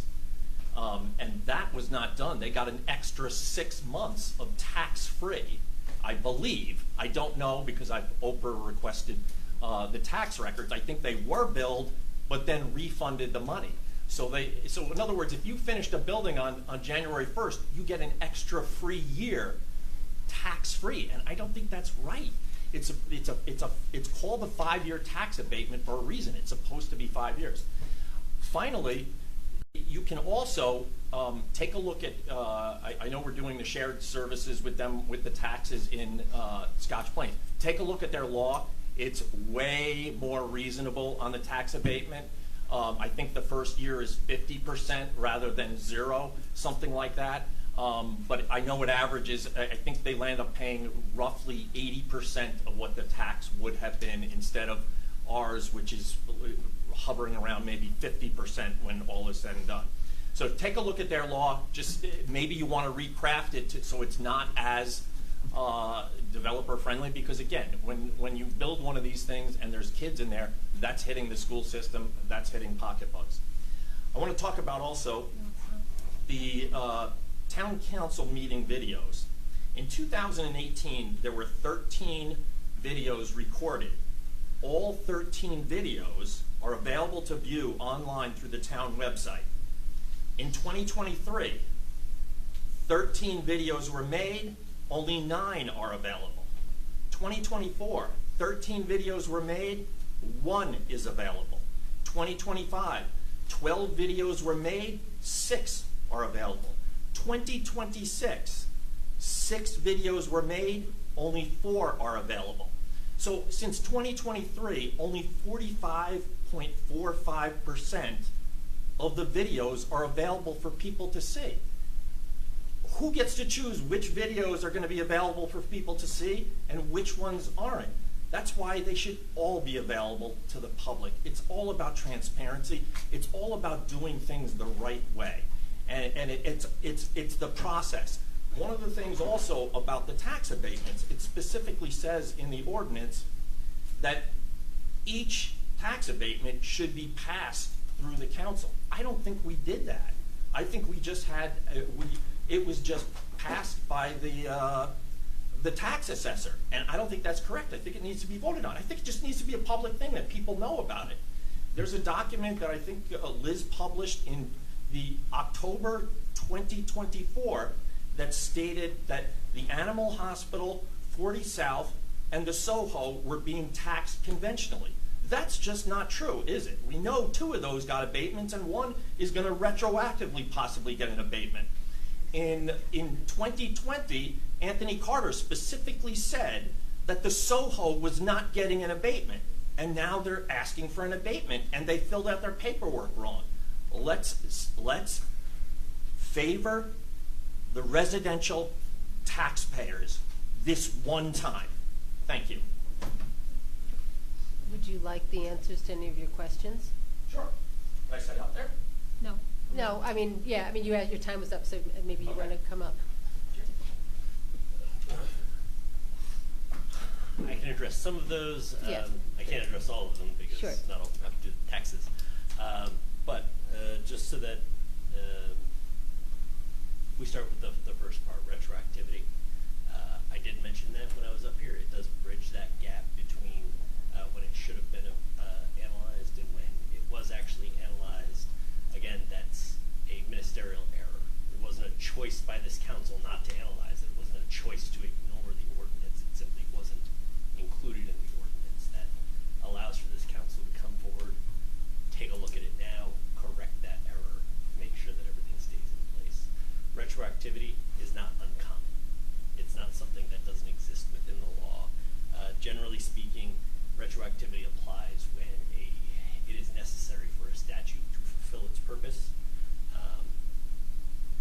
if it would otherwise undermine the purpose of the statute or create inconsistencies in its application, retroactivity is permitted in law, and it's permitted for this council to do so, particularly when you have things of value at stake, when you have reliance upon the law being in place, when you have a municipality that acts as though the law is in place, when you're granting tax abatements, which were granted under the law, held out to be applicable, applications were accepted, and developers relied upon that. So the existence of those reliances on it would create inconsistencies in its application and defeat the purpose of the law, which I think we covered very well here tonight.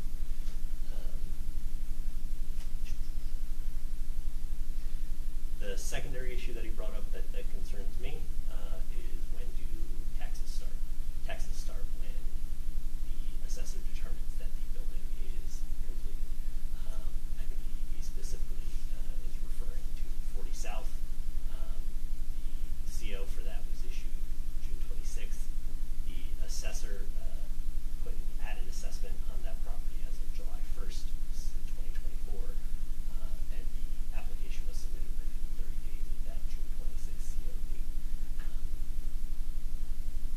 The date of completion for residential, commercial, mixed use, that's going to be determined by what its use is, what its purpose is, and what the assessor determines the actual completion date is for construction and putting it into full use. So I did have that reviewed. I did take a look at that, spoke with the assessor about it just to make sure that everything was done properly and determined that everything was done properly. Everything was submitted on time, reviewed on time, and you know, we can stand up here and yell because we don't know the answers, but that's why we review. It's why we investigate. It's why we take everything seriously. When someone makes a complaint, it's why it comes to us and do our job and make sure that we're diligent about doing it. This council's been very, very good about that. So, Michael, just to follow to that, can you also address the question about when someone files for the abatement, receives the abatement, and when the abatement actually begins? So my understanding is that in the year of completion, they will file for that abatement within 30 days of the completion, and then the first year of the abatement will be the following year. So if they submit their application in June of 2024, the first year of that abatement will be January 1st, 2025, and moving forward from there. I can't tell you whether or not there was any other issues with the taxes before that. I'm not aware of any. This is the first that I'm hearing that there was some failure to assess taxes prior to the abatement starting, but speaking with the tax assessor, that's how these applications work. They get the application, they process it, and they start the abatements in the following year. And depending on the timing, the way our assessor also structures it. Can you just speak up, please? Yeah, and depending on the timing of when the abatement is filed and then authorized by the assessor, sometimes he's able to collect an added assessment. And so that's what happened with 40 South abatement. Based on the timing, he was able to collect a partial added for the year, and then beginning of 2025 was the first year where they began the abatement process with 0% on the input. And for those who don't know what an added assessment is, it's essentially what portion of the year is left, and what is the new value of the property that we can apply that portion of the year to. So if it happened to me when I did a renovation on my house. They went back to when it was substantially completed, which happened to be when I got my CO as well. And I lived down in Monmouth County. So, and they applied an additional almost $7,000 on my taxes that was due within 30 days in November. So Merry Christmas. But it's, it takes into account completion date and the portion of the year that's left. Okay, thank you. Thank you. Mayor, there was a question. Wait, and Jesse, I think I was at you'll check on the meetings. I thought that the county, we have a YouTube channel. Yeah, I'm gonna speak with Ed about that. Yes, Michael, one other question I think Gary brought up was the tax agreements, and I guess does the application when it's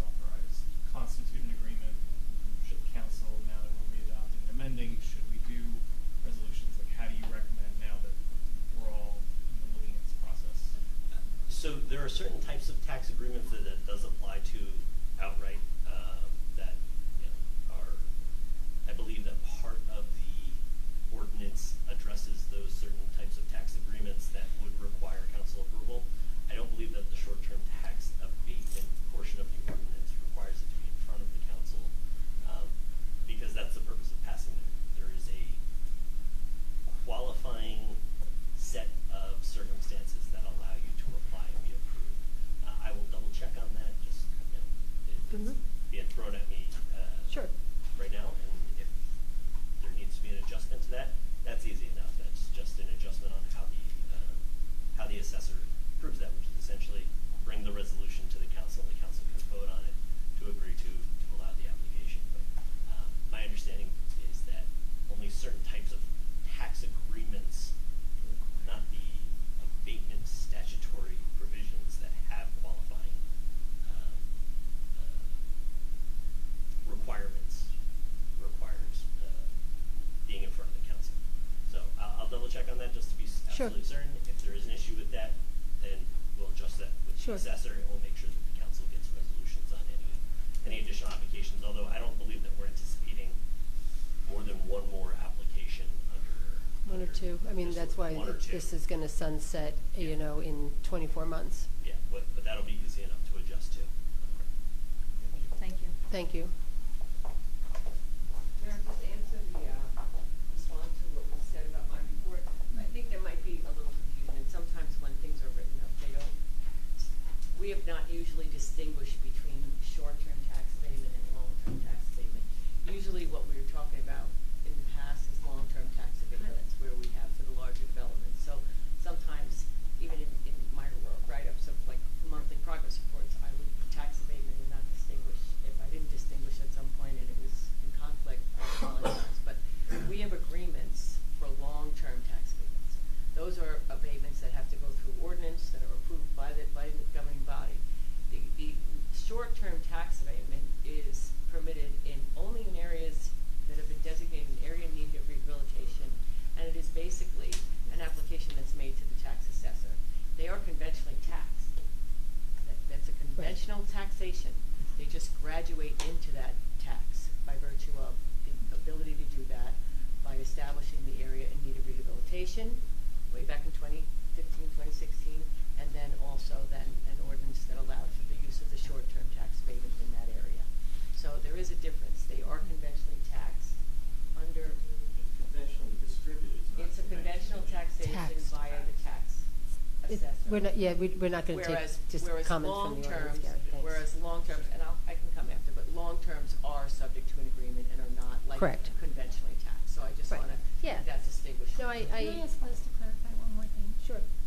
Liz, can you clarify with the short-term tax abatement whether or not the schools are or are not getting their portion of the taxes to support the schools during that time? In the first year of a 5-year tax abatement, they paid exactly what the land was paying prior to the construction. So whatever pieces of the pie were whatever the amount was given to the schools, county, library, borough, that remains the same. And then the second year of the abatement, the property has a new assessment, conventionally, and a new assessment under conventional taxation, but they only pay 20% of that new assessed value, and then they pay 40. So in the second year of the abatement, and those numbers were in some of what was provided, the property is paying what it was paying before, plus 20% of the new assessment more. So that everybody's getting more. It's an increase in the revenue. And the borough are getting more in the second year. In the third year, they're getting 40% more. Stay next to the microphone. But they're never getting less. But they're never getting less. Thank you. Thank you. Sure. Yes. Yeah, just. No, it deserves clarification because this is there's a lot of nuances, right? Yeah. Words matter, right? We don't always have to agree in principle of whether or not we're all in agreement of actions that we've taken. But, you know, I think it's very important that we remain credible in our facts from up here. So, go ahead, Mike. So, like I said, I would check, and I knew where I needed to check. I just needed a minute to actually do it. But 268-6 is the applications for tax exemption and abatement, which is specifically what we're talking about here. Part C of that, each each application shall be approved and allowed by the tax assessor to the degree that the application is consistent with the provisions of this article or a tax agreement duly made pursuant to this article and meets the requirements under the statute. So that's the part of the ordinance that essentially lays out the very specific requirements for it, and that the council, in passing the ordinance, has put that on so that every one of them doesn't have to come in front of this council to be voted on. Correct. That could be changed, that could be amended if it needed to be, but the council's already done its job in making sure that the requirements are very stringent. And I believe when we were going through the history of it, pointing out that there's a number of properties that have been rehabilitated that didn't qualify because they didn't meet those requirements. Right. So I just wanted to be transparent about where within this the tax assessor is acting appropriately. Thank you. Thank you. Thank you. Councilman Carter? Yes, and I don't mind if you have something to say. So, but what I'll say is, first, congratulations. You received your Republican nomination in the election last Tuesday. You got your requisite 20 to 30 write-in votes and thousands of residents in Fanwood. They support you, they believe in you, and it's what the democratic process is all about, yes. So having said that, the thing I believe you're gonna have to understand now is the things that come from your mouth or from your finger or from your distribution have to be grounded in fact. So when you turn to, this is what I think, the amount of times I heard you say over all the years, and tonight specifically, this is what I think. Guess what? You're thinking for yourself. When you graduate into representing the people, you have to think for the entirety of the people. It has to be grounded in what's actually known. So when you say you don't think you know every law, you're right, you don't. So if you don't think you know every law, and I know you don't know every law, and the attorney, the lawyer sitting here who knows the specific law, who's answered the questions, if you would like to have something contrary to say to that, come and present it. Not just what you think. We have listened to you for years. For years we've listened to you. Read off these reports from ChatGPT. Bring in the professional. Bring in the professional. And have the professional say, here is the report. You read about construction, you go online and you Google sidewalks, and you come in here and you read it like it's actual fact. I am a licensed guy. You know that. You've had me out. You've called me to come visit sites. I've been there with you. Right? There are things you come up here, you talk about. Carter, okay, I'll meet you there. Let me get the people over there who should be there. And let's see about it. Okay? So just understand, please, when you're at this podium now, you are a candidate. So do your best to give us what's actual law, reality, factual, and not just what you think. You can go back to what, if you say, I didn't go back and look at it. If you say, Carter said that the building is not going to have a tax abatement. The other thing you hear me say quite often, and this is all of us, you've seen me be one vote. You love me for one vote. I do. Okay? So if I have in my mind that something's not going to happen, I'm one vote. He's one vote. She's one vote. She's one vote. She's one vote. You're hoping to be one vote. So understand that responsibility for you to be the one vote on this side, that you are representation of the totality of our community. And the ones that don't agree with you, guess what? It's the principle of democracy. We're going to support with some things you say anyway. Doesn't matter the side you're on. We're going to represent you as well. But when you're wrong, sir. Thank you, Councilman. Seeing that there's anybody else that wishes to come forward? There was a question from Facebook. Carolyn Brink wanted to know if the borough was going to provide a breakdown of the pilot funds and how those funds are allocated. Thank you, that And is if due. those funds would be contributed to the schools. All right, duly. She's asking us to give some of them. Yeah, so duly noted, and Right. we'll That was the follow up. question. Thank you. All right, seeing that there isn't anyone that wishes to come forward, may I have a motion to close the meeting to the public? So moved.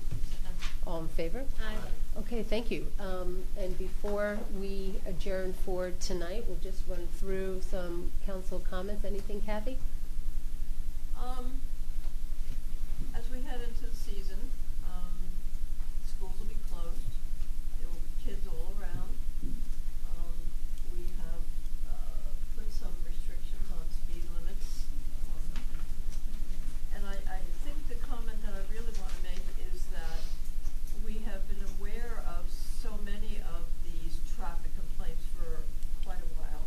And as Eric said, we have been working on it. And I think people expect that when they complain that we can snap our fingers and the situation will be remedied. It doesn't work that way. As our police officer said, we are aware of the problems, but we have to obey the laws ourselves. We can't wake up one morning and say, okay, I'm gonna put a stop sign there because we feel like it, because people are complaining. We have to work within the law. We have to, the laws that are on the books. We have to do things in coordination with the state and with the county, and it all takes time. Thank you. So I would just hope that everybody realizes that we do hear you, but it takes time. Nothing in government moves quickly because we ourselves have to obey by the laws. And I just say, the kids are out, drive nice and slowly, and enjoy the summer. Thank you. Councilwoman? So first I want to thank the Fanwood Police Department for all they have done. We have had a smaller staff over the last few years than most of our history, and the leadership of our department and our officers have worked very hard to try to maintain the same standard that our residents are used to, and they have done so, often giving up more of their time than they plan to. And so I'm very grateful for their efforts continuously. And just wanted to say that. And I think I also wanted to make two comments about transparency and favoring residential taxpayers. I just want to reassure people that this whole plan over the last 20 years has in part been to favor residential taxpayers and grow a base to spare taxpayers. And also, and most clearly to also obey our obligation for affordable housing and to build a downtown that people actually want to be in, which I think we're very grateful that that's the case now. And we should note, I may be stealing Trish's thunder, but no one mentioned the coffee shop, which I've been to many, many times. And it's a very nice addition. And I'm going to say Trish told me the funny story. Am I taking anything? No, go ahead. That Joe, the owner, during the soft opening, said the soft opening was crazy, crowded, because all the crazy Fanwood people really needed to go to that coffee shop. And he jokingly said, you know, you Fanwood people want Fanwood everything for yourself. And it's true. We're all very happy. He said, Fanwood is Fanwood. We can all walk to our own Fanwood coffee shop. And, you know, it's because of the strategic thinking that we have things like that. It's painful. The taxation is painful. We do everything we can to try to reduce that, and this has been part of it. And we do it honestly and transparently, regardless of the information that may be out there. Thank you. So I think it's important to just go back to, and Liz, thank you so much for your great presentation, and I'm excited that it will be out there on the website for residents. But the response to how does Fanwood, New Jersey fit into the State of New Jersey Master Plan. So Fanwood, New Jersey is a celebrated state model for smart growth and transit-oriented development. By centering growth around its active Raritan Valley Line train station, the borough has transformed a once stagnant commercial corridor into a walkable, mixed-use downtown while preserving the charm of its residential neighborhoods. I think that's really important to think about. So we have been a success. And that's not only us saying we're a success. We are residents here, we live here, we want to be here, and we have, through smart growth strategies, best practices, and tools, we've worked really hard to make this a success. As Aaron mentioned, we see all these businesses. Without this success, I do not believe that a lot of these businesses would be here. And I think that we need to remember that we live here. We want this to be a great town. We want this to be a place where people will come. We've seen the fruits of our labors in our increase in ratables. We've seen this in our increase in our property values, and there is a very high demand for housing in this town. So I think we just need to remember all of that. Thank you. Anything else to wrap this up? Well said. I was going to say a few of those things, but I would just say one thing. I've been here for 25 years in this wonderful town, and due to this all great expansion of our neighborhood and to make it look really beautiful and how well our DPW takes care of our parks and makes our streets look clean and everything. I mean, my property value has gone up 3 times since I bought it. So it's a wonderful thing, and it's an investment that we all make in our town. It's an investment that you make when you move here, and you hope it does well, and I think it has. And the proof is in the numbers. So I just want to say, have a wonderful summer, have a safe summer, and enjoy the barbecues, and see you at Fan Jam. Councilman Carter, any last words as we wrap up? Yeah, so my daughter's 31 now, so we're watching this and not say that on television. And she's gonna kill me. So I'm roughly 33 years in Scott Plains Fanwood community. I'm in my 9th year, I believe, on council. And if I'm fortunate enough, it'll be a 4th term. In those 9 years, 8 of them were served on the planning board. The first 8 were on the planning board. This is the first year that I wasn't on planning board. So I've been first-hand witness of the bigger buildings that have come in, bigger building that has come in, and all of our residents who come in, who want a patio, who want to put an addition on their house, who want to expand so they have more room for their kids, the small businesses that have come in, the coffee shops. I've seen that firsthand. And I remember, and I'm only going to go one more minute.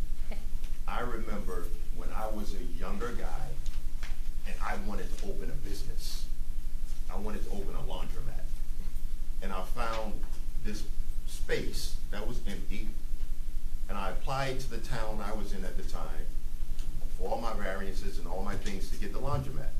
They gave the notices to the people. Some people who didn't even have the note, weren't there, came in anyway.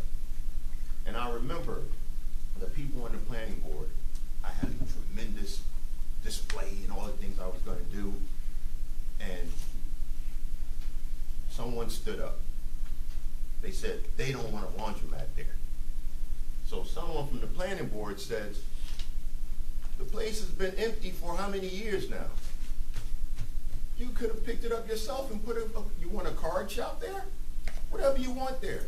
You go rent the space.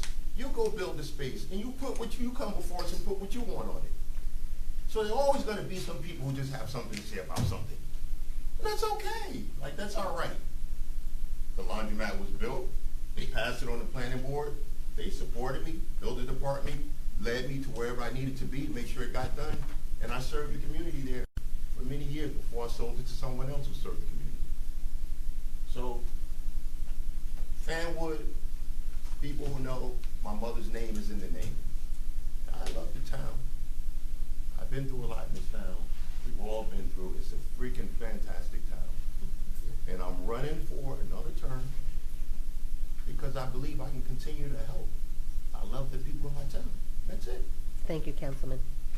So that concludes our regular business for this evening. Our next meeting will be Monday, July 13th at 7 o'clock. And as normal, please don't wait a month to reach out to us. Please feel free to email or send messages through us, and we will get back to you. Hope to see you this Sunday at Fan Jam and around town. And with that, I'd like to have a motion to adjourn tonight's meeting. Second? All in favor? All in Yes. favor? Aye. Good night.